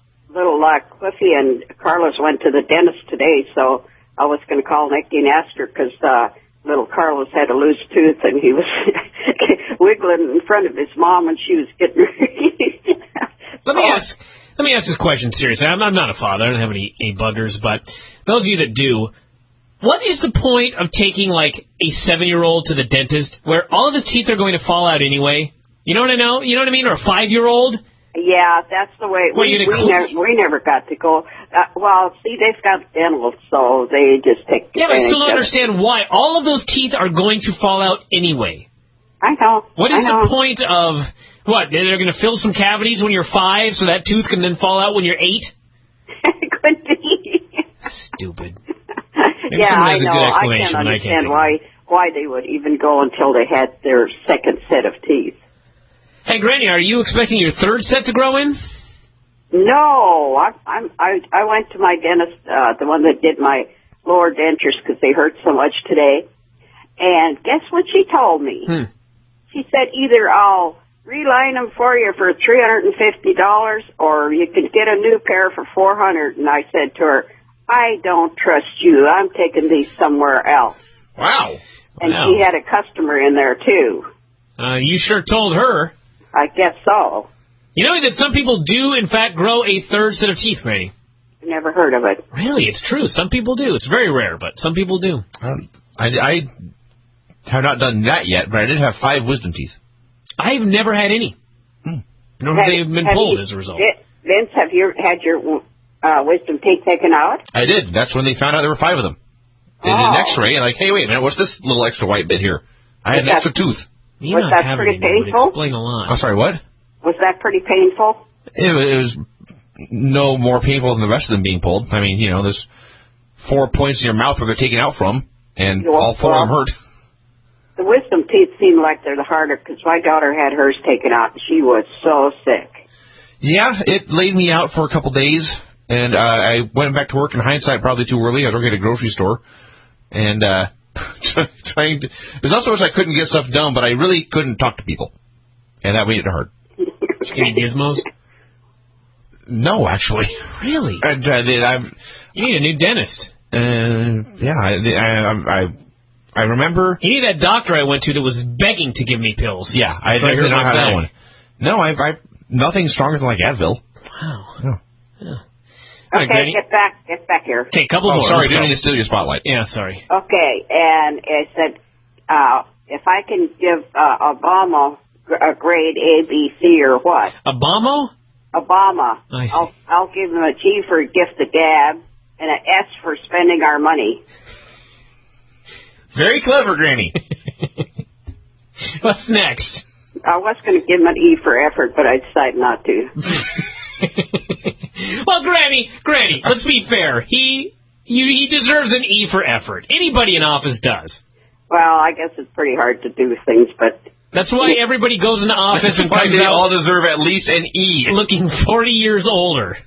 Yeah, I know. I think that's terrible. I think those poor guys just really get older. So regardless of your political affiliation, anyone in office probably deserves at least an E for effort. And except Clinton, he never got older. He somehow came out cooler. Well, he deserved Actually, if you go back and look at pictures of Bill Clinton when he was elected, the man got a lot older. Yeah. Or he just stopped dyeing his hair. And he definitely deserves an E for effort, let me tell you. He deserves a lot of letters. Okay, now it says, should Bryan shave his head? Definitely not. He's done it. He's close to done it. I have done it before. You never like shaved your head. I used the number one. You buzzed your head. Yeah. I just keep thinking of the gray or the orange hair you had. That's what's the bad part. Orange? Yeah, it was orange. What are you talking about? Remember you bleached it or something? And You got the M&M haircut for a while. To me, it was orange. When you went back to wrestle, what's his name? Sweeney. Yeah. Oh, that's right, I did, yeah. Huh. All right, go on. One more. And it says, am I looking forward to being a great grandma again? Yeah, that would be great. That would be great. Okay, this is another one. Did Sylvia watch? We already talked about this. They asked me if Sylvia watched the show, and I said she sure did. She sure did, everybody. And next week we're gonna get Sylvia's thoughts on the Monday Night War. Is that correct, Granny? Yeah, I'll get together on Saturday, and I'll take notes and stuff. And she kind of enjoys doing stuff like that. So. All right, well, Granny, we're going to let you go for today. A fine performance as always. And I can't wait to see you on Saturday for the big event. And hopefully Bolo wins the title and you can run in the ring and celebrate with him. Okay, this is it for the night. Talk to you again after a while. Talk to you again after a while, Granny. Gotcha. All right, bye. It's not the end of the show, though. You're just starting. We may end it now as a result. Okay, I'll talk to you later. Bye, everybody. All right, adios there, Granny. What a crazy moment. She's gone batty. Not as bad as I did the other day. Not as bad as I did. No, I don't think she was doing a dance outside. No. In the middle of the night. Actually should have filmed that dance.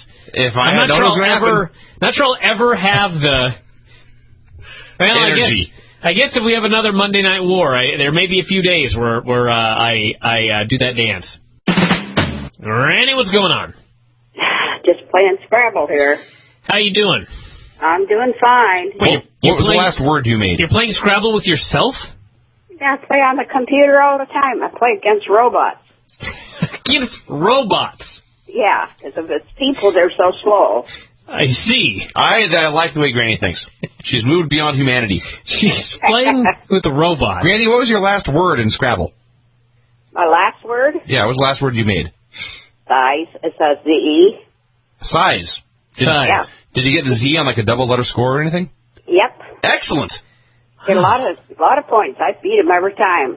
Good for you. Well, Granny, you're still smarter than the robots. I guess that don't say much. Granny, when you were 30 years old and it was the early 50s and all those goofy sci-fi movies were coming out, the day the Earth stood still and such, did you ever think you'd be playing Scrabble against robots? No, I don't think so. No, I couldn't have imagined personally. Now, Granny, I hear that you're going to have to be going in for some eye surgery. Oh, did you hear that already? Word travels fast, Granny. I got my inside sources. Well, my right eye has been blurry, so I went in today, and I have to have a cataract removed. It's only a 2-hour operation. And my doctor's name was a woman, but her name was Bryan. Really? Yeah, and she was about 7 or 8 feet tall. 7 or 8 feet tall, you say? Yeah, she was tall. Clearly not a relative. 8 feet tall, huh? Well, she was tall. I'm not kidding. I never seen a woman so tall before. Hey, if she's 8 feet tall, I haven't either. Well, I would say probably 7, but she was tall. She had heels on, too, so that made her even taller. I was dealing with a person over the phone the other day named AJ, and he was going to send me an email with something or other, and he was like, the email's going to come from Ashley, but it's going to be from me. And I thought, well, now I know why you go by AJ, young man. Apparently his parents had named him Ashley. Oh, well, that was in Gone with the Wind. That was, what's her name's love? She loved Ashley. Well, Ashley loved Scarlett, but Scarlett wanted nothing to do with him. No, Scarlett loved Ashley. Then why did she end up with Red? Because Ashley was married to the other guy. Now there was that. No, you're trying to argue with Granny about Gone with the Wind, Vince? Seriously. It's been a while since I saw that. Hey, if you're going to argue with me, I'm going to force you to come over here and watch it with me for 3 hours without any commercials. Granny's got it on VHS. Yeah. Until you said those 3 letters, I was fine with this plan. They don't have it. Actually, you know what? I think they have the Wizard of Oz on Blu-ray now. It's about the only thing that would make me watch that movie again. Wow, that was one of your mom's favorites, The Wizard of Oz. Yeah, I know. I had to watch that damn movie every single year. And after a while, it was like, I don't ever need to see this movie again. But on Blu-ray, I'd think about it. Okay, how's the King of the Board going? Oh, Granny, I wish you hadn't brought that up. I'm going to address that later. Let's just move on for now. Well, I just want to tell you, somebody asked me if I voted for which one of you two I voted for, Bryan or Craig, but I voted for both of you. That's right. We weren't facing off against each other. Now, have you been voting for Vince? No, Craig. No, but have you been voting? Vince is also I voted for Vince, too. All right, he's running on a platform of non-caring. What did somebody say? You're running on a platform of apathy. Apathy, yes. And doing remarkably well on that platform. In a sense, I tried to emulate that, and I failed monumentally. But more on that later. Granny, let's get into the Q&A. Well, I thought we were going to talk about. I'm sorry. You're right. Wrestling and Sylvia's thing. I didn't get very many questions this week. Okay, well, we'll talk about Talayla, because Vinny has returned to wrestling, Granny. I know, I saw that. She was there. Did you see it coming?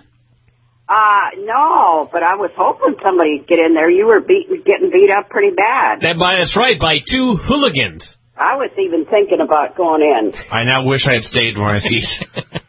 Well, Granny, I did use your purse. I know, and I just wrote a note here. I haven't washed it yet, so. Next time, Granny, put a brick in there. And your mom was sitting on the outside, closer to the guys when they come in, and I'm sitting there booing in front of her, and the guy you were wrestling against kind of acted like he wanted to stand up to me, so I stood right back up at him, and your poor mom's sitting there right in the middle of it. Lovely. And she wants nothing to do with any of this. I know, but when Bolo and the other guy were wrestling, she was rooting for the other guy, and I was rooting for Bolo. She was rooting for Caden? Yeah, she said she liked him. But she said he was the one that caused the problem or something at your house at the party. That's true. I can confirm this. Yeah, he drank a little, yeah. Oh. Yeah. Anyway, and Sylvia and I had a pitcher of beer. You had a pitcher of beer? Yeah, and I had one of Cleaver's dipped sandwiches. It was really good. Wow. I saw him outside later, and I said, I really enjoyed your Cleaver sandwich. And what did he say? He just looked at me like, you must be an idiot. I like Dr. Cleaver. He's a cool dude, and he's got great facial hair. That's undoubtedly true. Yeah. So what do you think of the show overall? Was it a good show, Granny? I really enjoyed your show. That was the best one of all. Really? Wow. Yeah, it was good. And I got so excited I spilled what little beer I had left on Sylvia. Always a sign of a good time. Way to go. When the liquor hits the floor, it means you're having fun. Yeah. Now, what did you think of the size of Vince? I told your mom he's a little bit chubby. He's a little bit chubby, yes. Granny, I got an email from Lance Storm the other day comparing me to Big Daddy V. He's 500 pounds. Big Daddy V, not me. Yeah. You're not real that heavy. I am significantly smaller than 500 pounds. Yeah, and you're a tall guy, so you carry it well. And there you go. That's what I like to hear. You're not that heavy in an astronomical sense. If we compared you to, say, most a planet, asteroids are larger than me. A planet, many moons, a galaxy, these things are all larger than you. Black holes have more mass than I do. Oh, Vinny. Well, as we've been talking about, Granny, he's on a weight loss deal here. Oh, I feel sorry for you. Now, it's not fun to try to lose weight. No, it's not. You know, that's why you shouldn't gain it in the first place. That is true. But I will tell you, it's really not a problem when you see a picture of yourself or a video of yourself and you're fat. All of a sudden, if you get up every morning and walk over to a mirror, huh? It's different in video. Somehow when you're outside yourself and actually looking at yourself with other people walking around, that probably helps too. But yeah, I have not been tempted. Have you dropped some weight since that day? It's been a week, but yes. That's good. That's good. Yeah, it's a lot easier for a man to lose than it is for a woman. Especially when you're his size, Granny. When you have a lot to lose. Yeah. It probably won't take you long to lose 20 pounds. Great. True. I hope that's true. That is true. Now, Granny, there is a show next weekend at the Tribal Center. Is that the one way out, or is that closer in? That's the one that is approximately 10 minutes further away, yes. Okay. Yeah.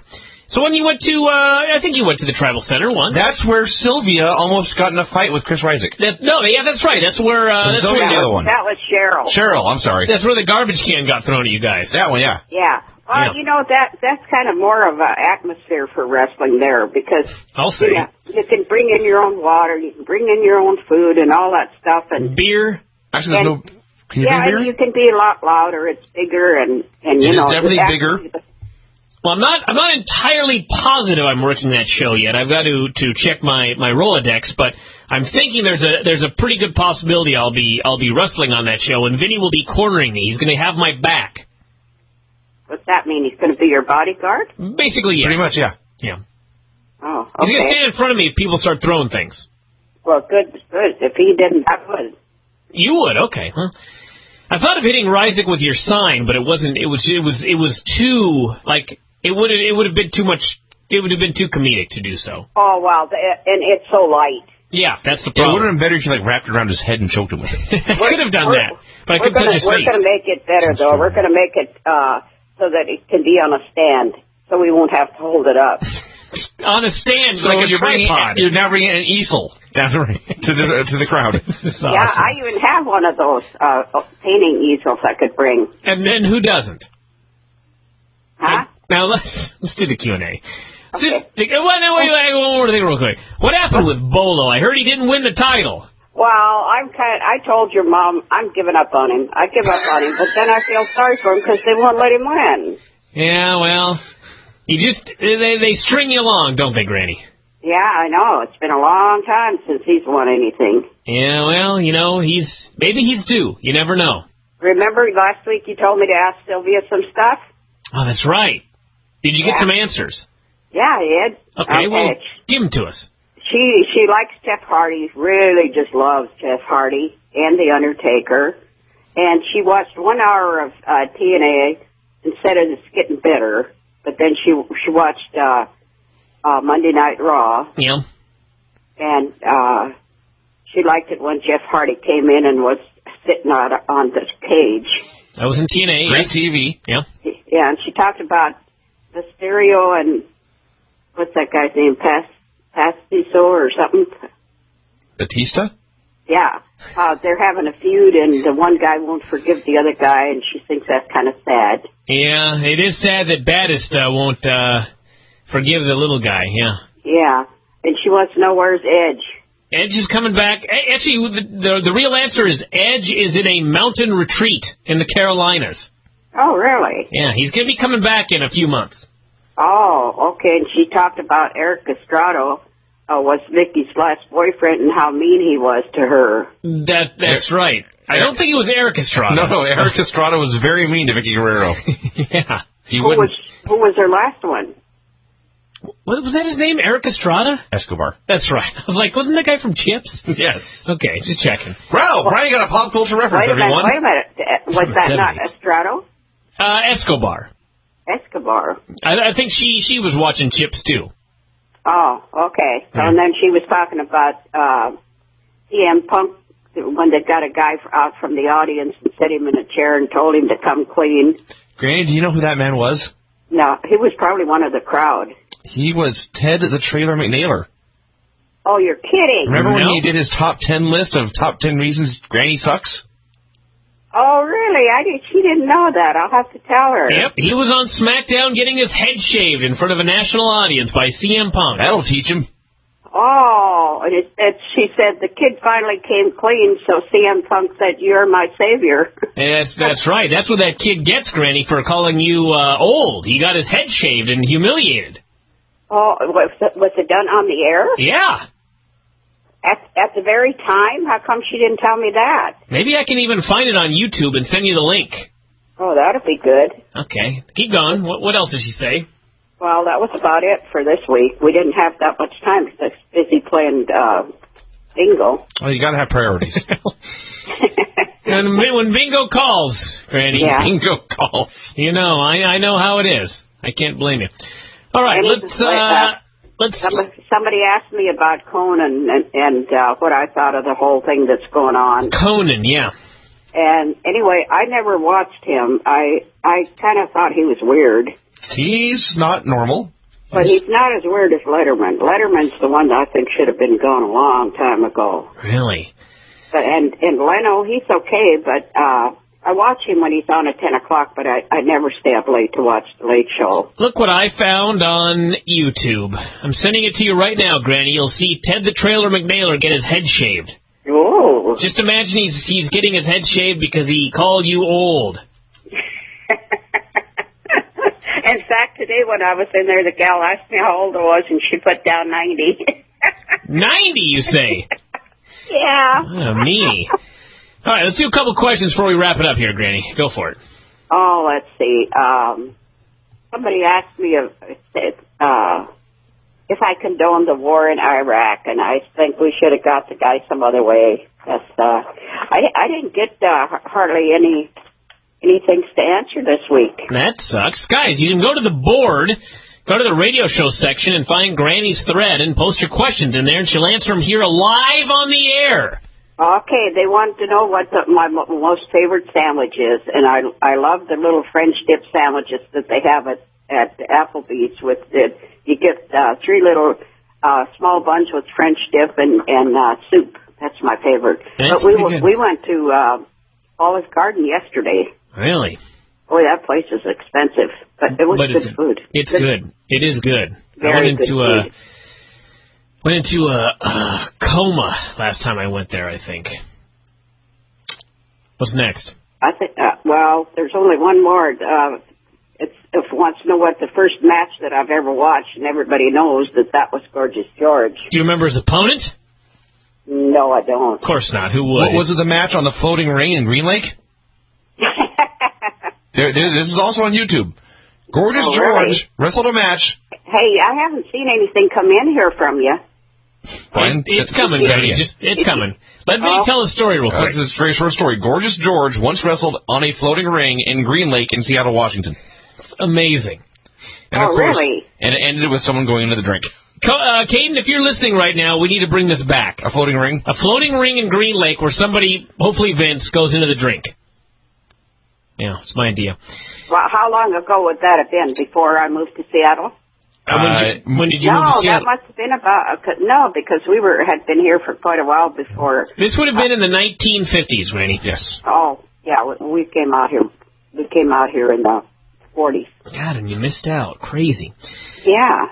All right, Granny. Well, we're going to wrap this up for today, but we'll have you back on next Thursday. And, of course, everybody, you can send in your questions. I have a couple more. They just wanted to know who I like better, Jack Benny or Fred Allen, and I listened to both of their radio shows, and I like them about the same. Yeah. Now, there's a tremendous question. Sure. All this chaos going on about Conan and Jay, and let's get Granny's perspective on a historical rivalry. Sure. And they want to know if I like James Stewart or Spencer Tracy best. I liked Spencer Tracy much better. Well, there you go, everybody. Some historical questions for you. Like I said, go to the board, and in the radio show section, you can click on it, and there'll be some information in there. You just find the Granny thread and post your questions, and she'll answer them here on the air. So, Granny, we'll call you next week, and we'll do a final update and let you know if I'm going to be heading to Tulalip or not, and what is in store. Okay, because a little bit later on, your mom might be working, so Sylvia and I are going to have to figure. And we bought advance tickets, so you better be wrestling, or we could be upset with you. Well, if they're advance tickets for the Pacific Rim, that's going to be me and Vinny's tag team debut. No, we got the $8 ones for the next one. Well, that's next Saturday then, so you have to go. That's the Tribal Center. Yeah, and you got to be there to wrestle. All right, I'll do what I can, Granny. Granny has booked you. I'll do what I can, Granny. Okay. All right, we'll talk to you after a while. All righty. Okay. Bye-bye. Bye-bye. Granny will not take no for an answer sometimes. Granny. You must have just got an email from me. No, I didn't actually. I haven't checked it yet. Oh, okay. We're just a little behind. Don't panic, Granny. We'll let you know if there's a problem next time. Okay. What's going on? Not too much. I just woke up from a nap. At midnight. You woke up from a nap and you're calling or you're writing to harass us to call you earlier.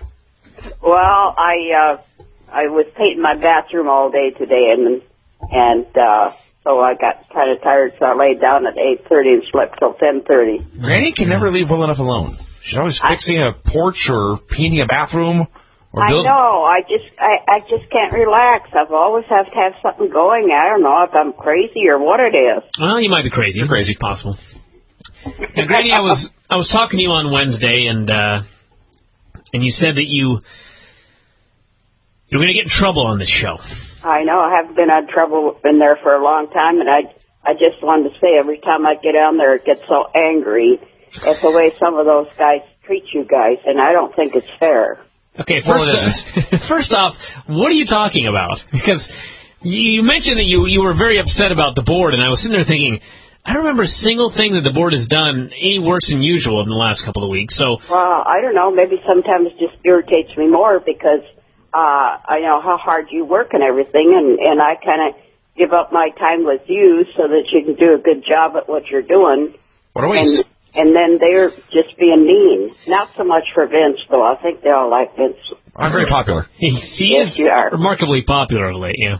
Yeah, and I think it'd be great if you and Dave won the King of the Board. I think that'd be funny. The what now? They very well may make it to the finals, Granny, and face off against each other. I think that'd be just great. And what a battle that would be there in the finals. Yeah. And what did you read about me that upset you so much? What did they say?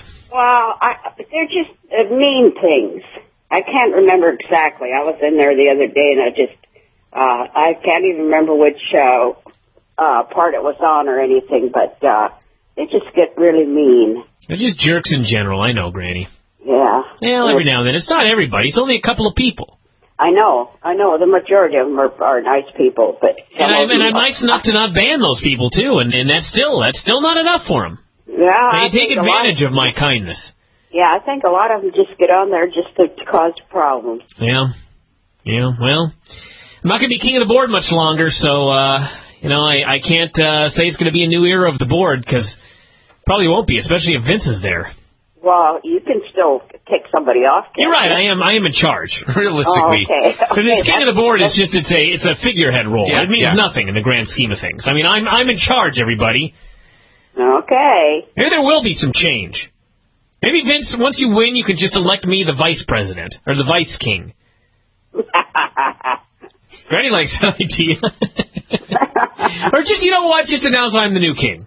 I will admit I have not given this a second of thought. Okay, well, I'm going to help you out here. I'm going to help you out. I've never heard of a vice king. Well, it's always a first time. There's always a first time. It's something I've come up with here on the board, the vice king. I actually thought it'd be fun next year to do king of the board, but everybody would be able to choose a running mate. Oh, and there was another thing too. I listen to you and Lance all the time. Yeah.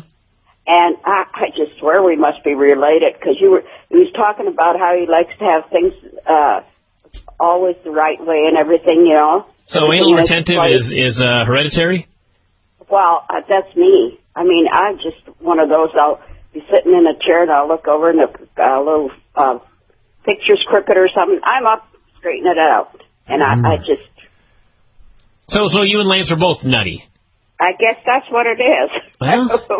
Well, you know, there's in the house I'm living in. I'm staying in my grandpa's house, and there are some pictures of flowers on the wall that I just never bothered to change, take down. Yeah, but one of them, it's crooked, and I went to fix it. When I did this, I realized it was hung incorrectly. The nail that's on the front of the picture is off center, or the bracket that's on the nail. It's either take it down or rejigger the bracket, and I'm too lazy for all these, so I just left it there crooked. I was going to say, there's a third option. Who cares? Leave it alone, yes. Yeah, but that would have bothered me so bad I would have taken the picture down. Granny, you would have taken down the whole wall. That's true. Yeah. So, now, anyway. Granny, are you ready for Tulalip this weekend? Yeah, I sure am. Yeah, apparently I've got a match, and Vinny's going to be in my corner watching my back. Am I there? Do we know this yet? Yeah, you're going to be there watching my back, Vinny, so make sure you're there on time. Right. God knows I may need help. Well, I'm glad you're going to be wrestling because we paid in. Sylvia paid in advance, and now she says she can only go once a month. Oh. But she wouldn't miss the one match with you and Vince for your doubles thing. The tag team match, yes. The doubles thing. The double team, yeah. Yeah, that's coming up. I hope she doesn't miss that one there, Granny. Oh, she's not going to miss it. Yeah. She kind of likes that one a little bit better because she can bring in her water and her own food and. Yeah, the tribal center, yeah. I guess and her and Cheryl still haven't made up, so I guess Cheryl won't be coming. Granny, you gotta step in and handle this feud. I'm not butting in at all. Good for you. They already had one of Cheryl's friends called Sylvia about 7 times in one day and hung up. I think that's terrible. Now, hold on. Are you in junior high? How do you know this was one of Cheryl's friends if they just hung up? Well, because she knows it was, and she went over and told Cheryl, tell your friend to quit calling me, and when she did it, she quit calling. Scientific analysis here of the situation from Sylvia and Cheryl here. I see. I don't know, Granny. Could have just been a coincidence. Maybe someone else. No, it was her. All right, then. It was Cheryl's friend that did it. Okay, all right. Anyway, I feel really bad because I like both of them, but I'm not going to get involved in any of it. Well, that's probably for the best, Granny, because then someone will be calling you multiple times. I hope not. Yeah. In fact, I'm going to get rid of my house phone because now when I talk on it, I can hear my echo in the background. Something's gone wrong with that phone there, Granny. Well, I'm going to get rid of it next week. Well, that sounds like a good idea. All right, we got some questions here for you this week. Okay, one big one is, have I ever been involved with the mafia? What? Sure, I was the head gal. The head gal, you say? Yes, I was the head of the mafia. And what was your role as the head gal? Well, I was the leader. All right. Glad that's cleared up. Did you ever order anyone to be offed or whacked? Oh, lots of them. Oh, Jesus. Can we have some specifics here? What did these people do to be offed? I thought you asked for names. What was that guy that was the, I better not say this. People were really thinking it was the guy that was in the union, the big guy that they never did find. Yeah, I know what you're talking about. What's his face? I have no idea what you're talking about. The cement boots. Yeah. Oh, Hoffa. Hoffa, that's right. Yeah, that's Hoffa. So you were responsible for the offing of Jimmy Hoffa. Yeah, Let's see what year Hoffa went under. I don't want any police coming knocking on my door. Oh, I'm sure if they hear this, Granny, you're going to get a... Oh, wow. Jimmy Hoffa disappeared in 1975. For some reason I thought it was much earlier than that. I thought it was, too. Yeah, you could have offed him then, Granny. Was it in 75? Yeah, no, 1975. July 30th, 1975, a month after I was born. Wow. So I guess I could have been involved. I'm sure he went into a cement mixer, though. We should move on, Granny. Okay. They wanted to know when we used to go to the casinos if we ever found money in the machines. We did, lots of times. Well, man, Granny's going to be in a lot of trouble here with all of this information that she's revealing to us. She's got... Well, with the murdering and the casinos. Any other crimes you'd like to admit to here on the air, Granny? No, thanks. You ever been to a dogfight? Well, finding money in the machines isn't bad. I mean, if it's there, it's there. That's true. That's true. And you lost your glasses, so it all evens out. Oh, yeah, well, I don't care about those dumb things. Maybe they'll show up next time when I come down there. Well, you won't need them anymore if you get your glaucoma surgery. Yeah, I'm not going to get that till March the 1st. Okay. Okay, we used to find silver dollars all the time because the casinos would bring in the elderly on weekends, and some of them wouldn't realize that they had money in there, and they'd go on off to bed, and Terry would go down, and if he see the lights flashing, he'd just go over and take the money out. And one year we found like $80 in silver dollars. So you took advantage of the old. Wow. The aged. And I saw one lady win a big prize, and while she was waiting for her money, she went to the next machine and won another one on the next machine. My God. So, you know, some people are lucky. Some people are lucky, Granny. Yeah. All okay, right. and somebody wanted to know if I got the books that I wanted for Christmas. Yes, I did. I got 2 books. Haven't had time to read them, though. But you got them. I got them. Yeah. Ian Richards has been sending me a bunch of emails. Huh? Ian Richards. I don't know if you know him, Granny. He's been sending me a bunch of emails. He's going nutty the last couple of days. Oh, is he one of those that gives you a bad time? No, he just asks questions like, is Kurt Angle really quitting TNA? Is that the Yes. what happened to Rick Steiner guy? Yes. Okay. Now he was asking about Scott Steiner of late. Oh, you know, by the way, this is the best weather we've ever had here in Seattle. I know, I love it. It's mid-50s and sunny in January. I love El Nino. It's great. Oh, it really is. It really is. All right, what else you got? It's already February I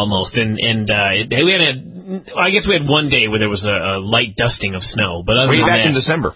Yeah. January's been fantastic. God, we're almost in spring, for Christ's sake. Yeah, well, I've been ready to go out and start buying some flowers for my greenhouse. Go for it. Anyway, they want to know if divorces were common when we were younger, would I have divorced your grandpa? I probably would have if I could have, but we had 4 little kids, and I didn't have any way to support them, so I stuck it out. So they didn't have child support back then, for example? Well, I could have got on welfare, but who wants to do that? So child support they didn't have back then? Oh, I suppose they did, but then, back then, they didn't enforce it like they do now. Well, that's a problem. Yeah, the guy. So these wayward husbands were on the honor system. Well, they would just run off and get some younger gal and leave the other wife with all the kids to take care of, and they wouldn't even support them. Ah, the good old days. He's got to start young. Yeah. Mm-hmm. Okay, let's see. That was awesome. They wanted to know what comedy guys I like better, the Stooges, Laurel and Hardy, or Abbott and Costello, or, wait a minute, what? Laurel and Hardy, Abbott and Costello, and the Marx Brothers. I liked Abbott and Costello, but those Marx Brothers were stupid.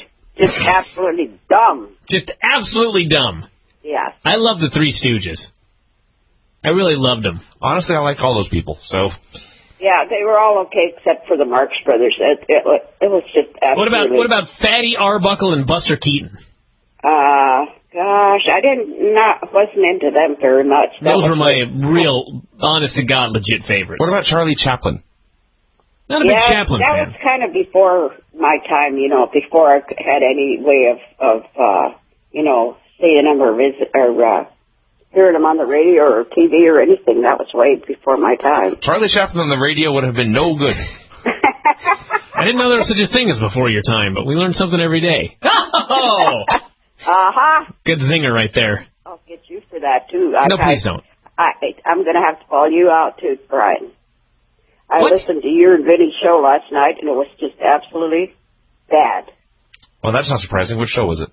The one where Bryan was using the 4-letter word about every other time. Wait, what is happening right now? Are you reading something, or are you talking to me? I'm talking to you because you gave me a bad time a minute ago, so I'm telling you. Oh, I'm sorry. Let's call a truce and move on. I'm hoping I can sink it into you sometime. Well, you won't. What's next? I guess not. They want to know what musical instrument I would have liked to play. I once took organ lessons, but I wasn't very good at it, so I had to give that one up. Well, you know. And did I like Lawrence Welk? I liked his show. I watched it. I was every talking about week. Vinny playing the organ, but we'll just move on. Huh? Is it Lauren, go ahead. What were you talking? I misunderstood you. Lawrence Welch? Welk. Oh, Welk. Thought he was the son of a promoter or something like that. Go on. Oh. Okay, and they wanted to know what the 40s were like. Well, let's see. That's an easy one to answer. A very funny question for reasons I don't know. There was a Great War. Well, we didn't move out here to Seattle till 1945, and then that was when the war ended. And then a couple of years later, I got married, and we had all the kids and everything. So it was kind of a tough, from the paychecks didn't go very far. Well, 4 kids, yeah. Probably went farther back then than they do today, to be honest with you. But it was okay. Yeah, wasn't too bad. The 40s. That was 60 years ago, for God's sake. Wow, doesn't seem that long for me. Well, that's distressing. Oh, here's another one. Have I ever been hit by a car or any kind of vehicle? And what other vehicle might you have been hit by other than a car? A plane? Hey, how about a tractor? Yeah, have you ever been hit by a tractor, Granny? Child's wagon? No. And I've never even been in an ambulance. Really? Yeah. Let's knock on some wood here. No, I haven't either. Oh, I haven't either. Jesus. Yeah, because I called Nikki this morning and told her, you better call me every once in a while because I'm going to be up on a ladder and, I could fall off. And why are you going up on a ladder? I was painting. Oh. So like a 3-foot ladder. I had to do the ceiling and the whole bit. My God. All right, Granny, let's do one more here. Okay, have I ever watched Scrubs? No. Let's do one more. Okay, it says, what do you think is better for an older woman to use, purse or walking cane if she's being attacked? To fend off cads. Well, it depends. I can answer this question. Let me give you my answer. If the walking stick is pointed, then that might be a good one to use, especially if the purse is, for example, empty. Yeah, I was going to say, what's in the purse? Yeah, if you're transporting a brick, for example, in your purse, then you may want to whack a guy with that. Well, what if you don't have a cane? Well, then you better use the purse. That's right. Okay. So, in my case, since I don't have a cane, I'd hit him with the purse. Well, I don't think anyone's going to try and rob you, Granny. You got that look about you. Oh, I don't know about that, but I would put up a fight, I tell you. Oh, I do not doubt that for 1 second. Sure. And if anybody ever jumped in the car and pointed a gun at me and say, drive, I'd say, no way, I'm sitting right here, you can kill me right here, because I'm not going through any torture. First off, why would that happen? So you never know. This happened to me. That's true. I forgot about that. They to jump in the car and tell you to drive. It's virtually the same thing. No, it's not at all. Well, and since my car's an antique. Your Malibu? No. My Pontiac. They aren't making those anymore. Oh, sorry. I mistook which car you had. All right. Well, Granny, this was a fascinating show here. Wait a minute. One more. One more and I'll be done for the week, okay? Brian, sit yourself down. All right. They just wanted to know what favorite things I like to do besides gambling and what we did in Vegas besides gambling. And we used to go to the museums, like Debbie Reynolds had a casino where she had all her stuff, there. And then the Luxor has a King Tut museum. And we used to go to those. Wow. I hear they have a Liberace museum there, too. Oh, goody. It's a hole in the wall. Brian. Oh, goody for Liberace. Okay, Granny's not interested. Yeah, no one cares, Granny, about what Vince's Liberace museum that he wants to go to. He can do that on his own. Well, Granny, it's been fun, and we'll see you on Saturday night, and Vinny will have your back, too, at the battle this weekend. Yeah, so, okay, I'll watch out for garbage cans. Well, yeah, Skag's gone, but you should always still just be on alert. Okay. All right, we'll see you this weekend. Okay. Okay. Bye-bye. Okay, bye. Whew. Wow. What a woman. Always something new when you got Granny on the air. Granny. Yeah. Time to do the show. Alrighty. We've been waiting for a while for this. I talked to you a few days ago. Yeah. Let's not waste any time, Granny. You got something in the mail. Well, and I got something on Granny's mailbag. Yeah? It's from that fellow that's about my airline tickets. Yeah? And he said, if you thought you got a bomb in the mail, who would you call? Probably Bryan. Well, that's who she called. Did you say, I think it was a bomb? Well, Granny, why don't you tell the story? Well, I got this package in the mail, but I'd rather open it before I say who it's from. Why do you say who it's from first?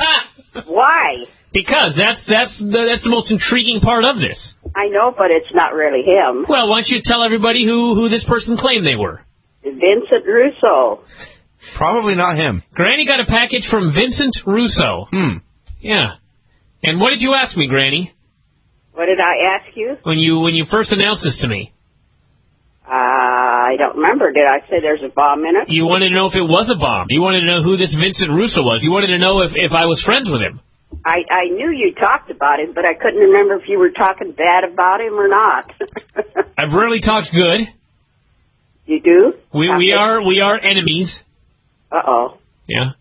I'm afraid to open it. Well, why don't you open it now? I can guarantee it's not a bomb, Granny. That I can promise you. He is a man of the Lord. Yeah. Okay, you guys chat back and forth while I open it, okay? I'll have to lay the phone down. In case there's a big explosion in the background? Yeah, call the police. Snakes may pop out. Don't tell her that, Vince. Well, I don't mean like actual All right, Granny, put the phone down and open it. Okay, I'm going to lay the phone down. You guys chat back and forth while I'm opening it, okay? Oh, okay, Granny. All right. Chat back and forth, she says. What's going on, Bryan? I don't know, Vince. What's happening in your life? I have a job, actually. Oh, bullshit. Seriously. Yeah. Doing what? Something for AT&T in the web design thing. Wait a second. Web design? Yes. That's a good one. What does that even mean? You're going to design their web pages? I'm going to help design them. I am not a skilled website artist or anything. That's for sure. But someone found, it was actually a very old resume of mine from like a year ago. Someone found it online and looked at it and said, hey, yeah, they're a headhunter service. So AT&T hired them to find someone to take this job. And they called me this morning. I spent like 45 minutes on the phone with them talking about stuff. You've got to be kidding. Did you explain to them you've never designed a website in your life? What in the hell is going on? The bomb went off. Granny?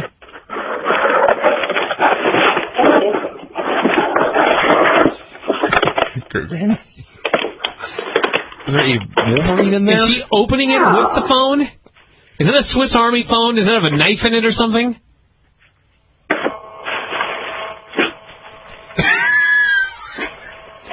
What is going on? I don't have any idea. It's a nice little travel case. What were you doing right there? I couldn't get it open. So you tore the house apart? So you repeatedly hit it with the telephone? Well, you know what happens? Every time I lay the phone down by my monitor, it makes funny noises like it's going to explode or something. Granny's very concerned about explosives the last couple of weeks, I've noticed. Anyway, this is the nicest thing. What did you get? I told you, a carry case, and it's got the wheels on it with the handle. Like the airline carry-on luggage? Yeah. Wow. How the heck did it fit in that tiny little package?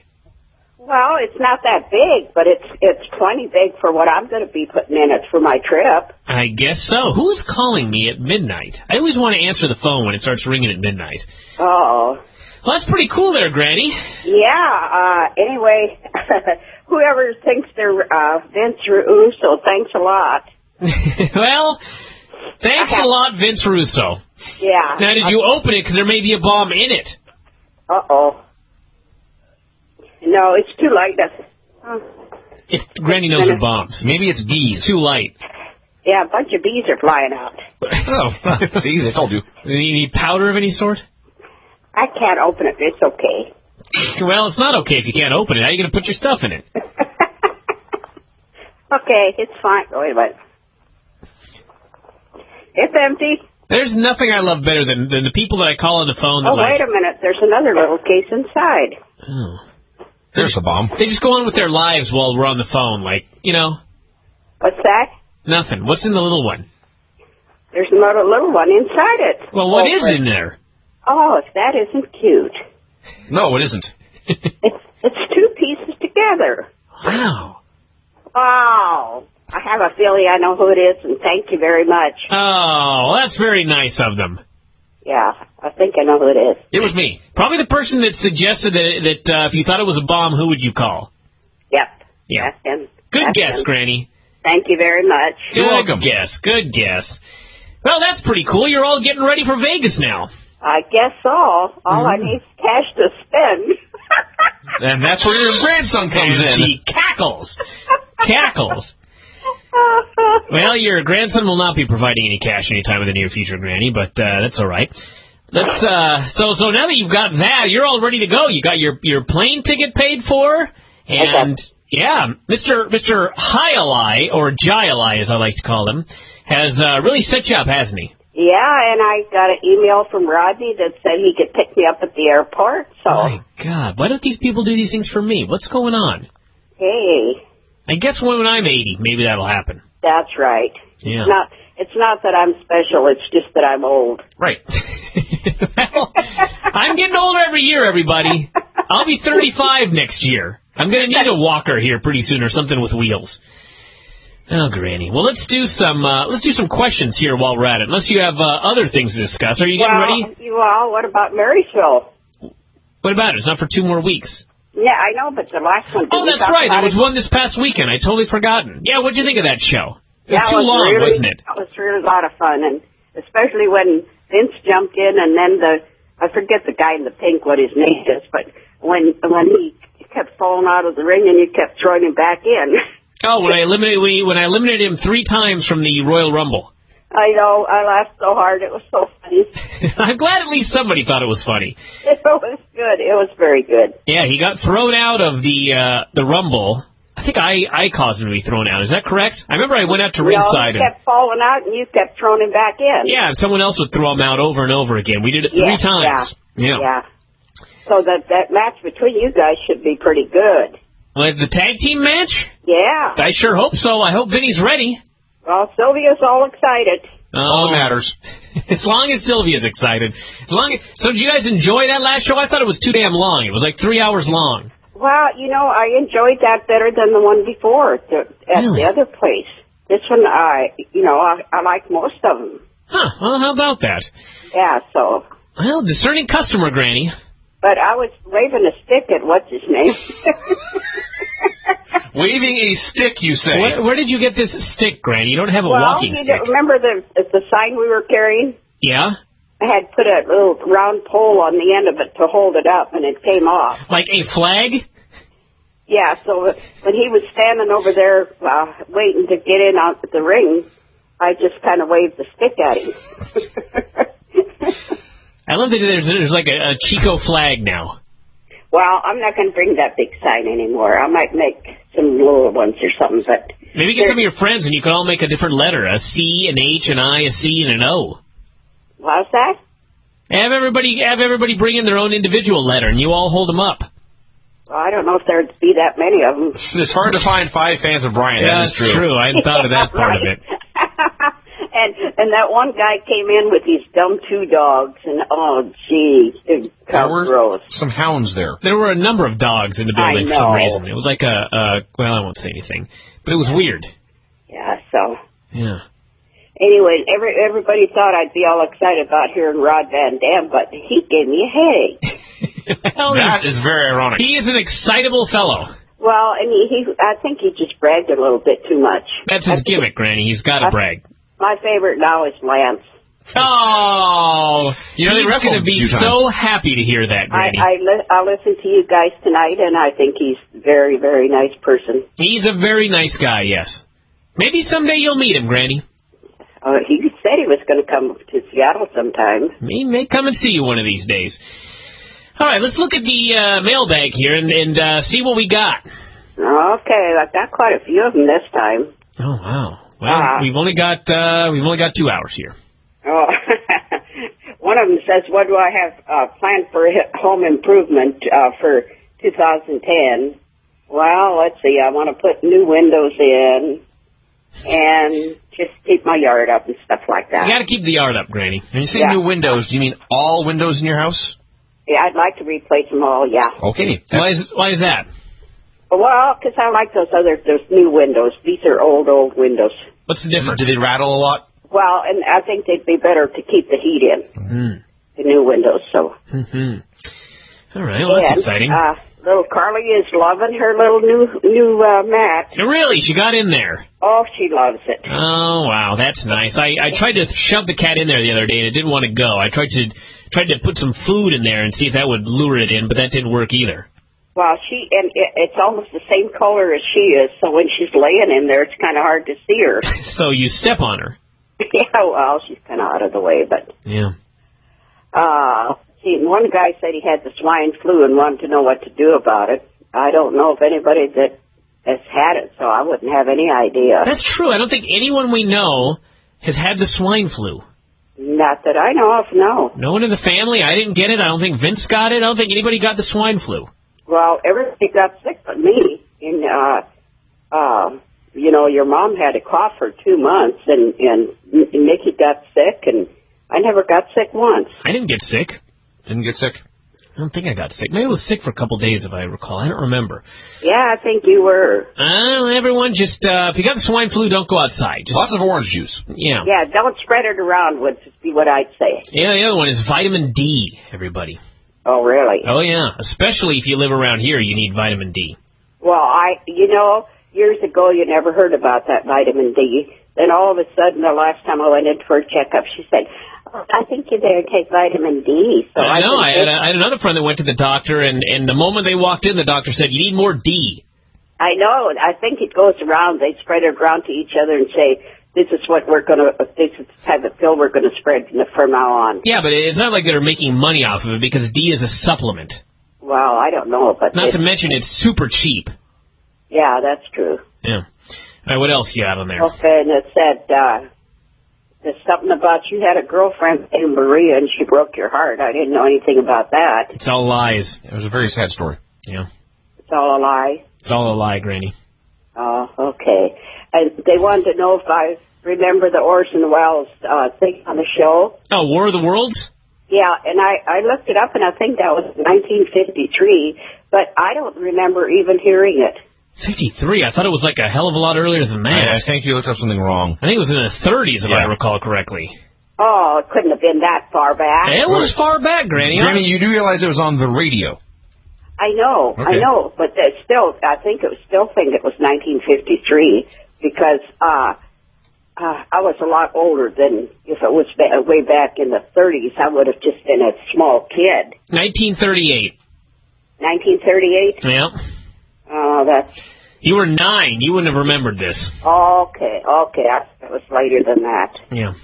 Yeah, I didn't remember anything. By the way, did I do some horrible math the other day, or where were people getting this idea I was born in 1983? You mentioned something about how old you were when something happened, or when you graduated or something. I must have done some really poor math. And I wasn't paying attention, but apparently it's quite believable that you would be way off in your math. How many times have I said I'm 34, and somehow people still think I could have been born in 83?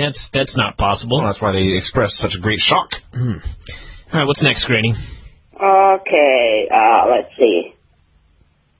Oh, do I ever listen to you playing the harmonica? How can you miss it? Do you know how to play it? I do. Bryan, demonstrate. I did notice the other day when I was playing along with one of the songs that I didn't do a terrible job. I didn't really do a good job, but I did a passable job, I felt. Do you really know how to No, play I've never practiced in my life. The only time I've ever played is here on this program. Oh. But I think if you gave me 25 minutes, I'd be a great harmonica player. The likes of Bob Dylan. Yeah, didn't you play the guitar, too? Yeah, I'm a great guitar player. Wow. And the Jew's harp. What do you think of your Uncle Wayne's artwork? I was very impressed with that, actually. Yeah, he's had such good talent with that I'm sure happy that something's coming of it. That's right, after 50 years. Yeah, he just kept putting it off, and Late's better than never. That is true, Granny. You're living proof of that. We've got a family of many talents if you really think about it. I fully agree, Granny. All right, what else do we got? Okay, and it said, what's the way to a woman's heart? Chocolate. Oh, come on. All I would think was a few truthful compliments. And chocolate. Chocolate? Yeah. I never got any candy. Well, maybe if you That's terrible. Maybe if you did, people would have gotten to your heart. Well, it could have been. And they want to know some Valentine's Day advice. What are you guys' advice for Valentine's Day? Don't forget the date. Yeah, that's a good one. It's top of the list. I Although TNA is running a pay-per-view on Valentine's Day, is it the stupidest thing you've ever heard of? I guess with that audience, it probably makes no difference. But stupid idea. Okay, and another one is how do you know when you have found the right woman? I'll let you guys answer that one too. Why are you directing all of these to us? Well, because I'm not in the category for any of those. I'll tell you when you found the right woman. Cody Deaner put it best. When your woman is a hairdresser and you meet her and you've got a mullet and she doesn't make you cut it off, you found a good woman. When she sees through your haircut to see the soul inside. Yes. Yeah. See, you guys have pretty good answers. That's right. Well, Cody Deaner has a good I learned answer. everything I needed to know from a redneck. And they wanted to know who do I think would win if Sylvia and Cheryl got into a wrestling match. And I'm sure Sylvia would win because she watches wrestling. That's she knows true. all the holds. She'd know some holds to try on Cheryl. Yeah, she sure loves that Undertaker. I don't know if she'd be able to tombstone her, but she could try. Maybe she could do the Gogaplata. Anyway, they're speaking again. Really? Yeah. Well, you knew it was going to happen. Yeah. So are they both coming to Layla for the next show? I don't know about that. There's still a little controversy in there, but I hope they'll work it out. But all right, let's do two more here, Granny. We got a lot of stuff to do on the show today. I went to play pool, and we had lunch yesterday. Ignoring me. You're ignorable. Two more. Okay. Have I ever been out of the Americas? I've been to Canada and Mexico. That means no. You've never been out of the Americas, Granny. Just Canada and Mexico. Do you wish to go visit, say, Europe? Nope. Japan? Nope. Australia? Nope. And I want to say, I think I was right about Tiger Woods. I think they're trying to make it go with their marriage now. Oh. And they think he might be in the tournament in, I think it was April. Well, there's another example when you found a good woman. Yeah, right. If you find a good woman that wants a lot of money. Well, I was more talking about you can cheat on her with 24 women and she makes it work. Not that I recommend such a thing or endorse it. There's only one way to find this out, by the way. Okay, let's do one more question here.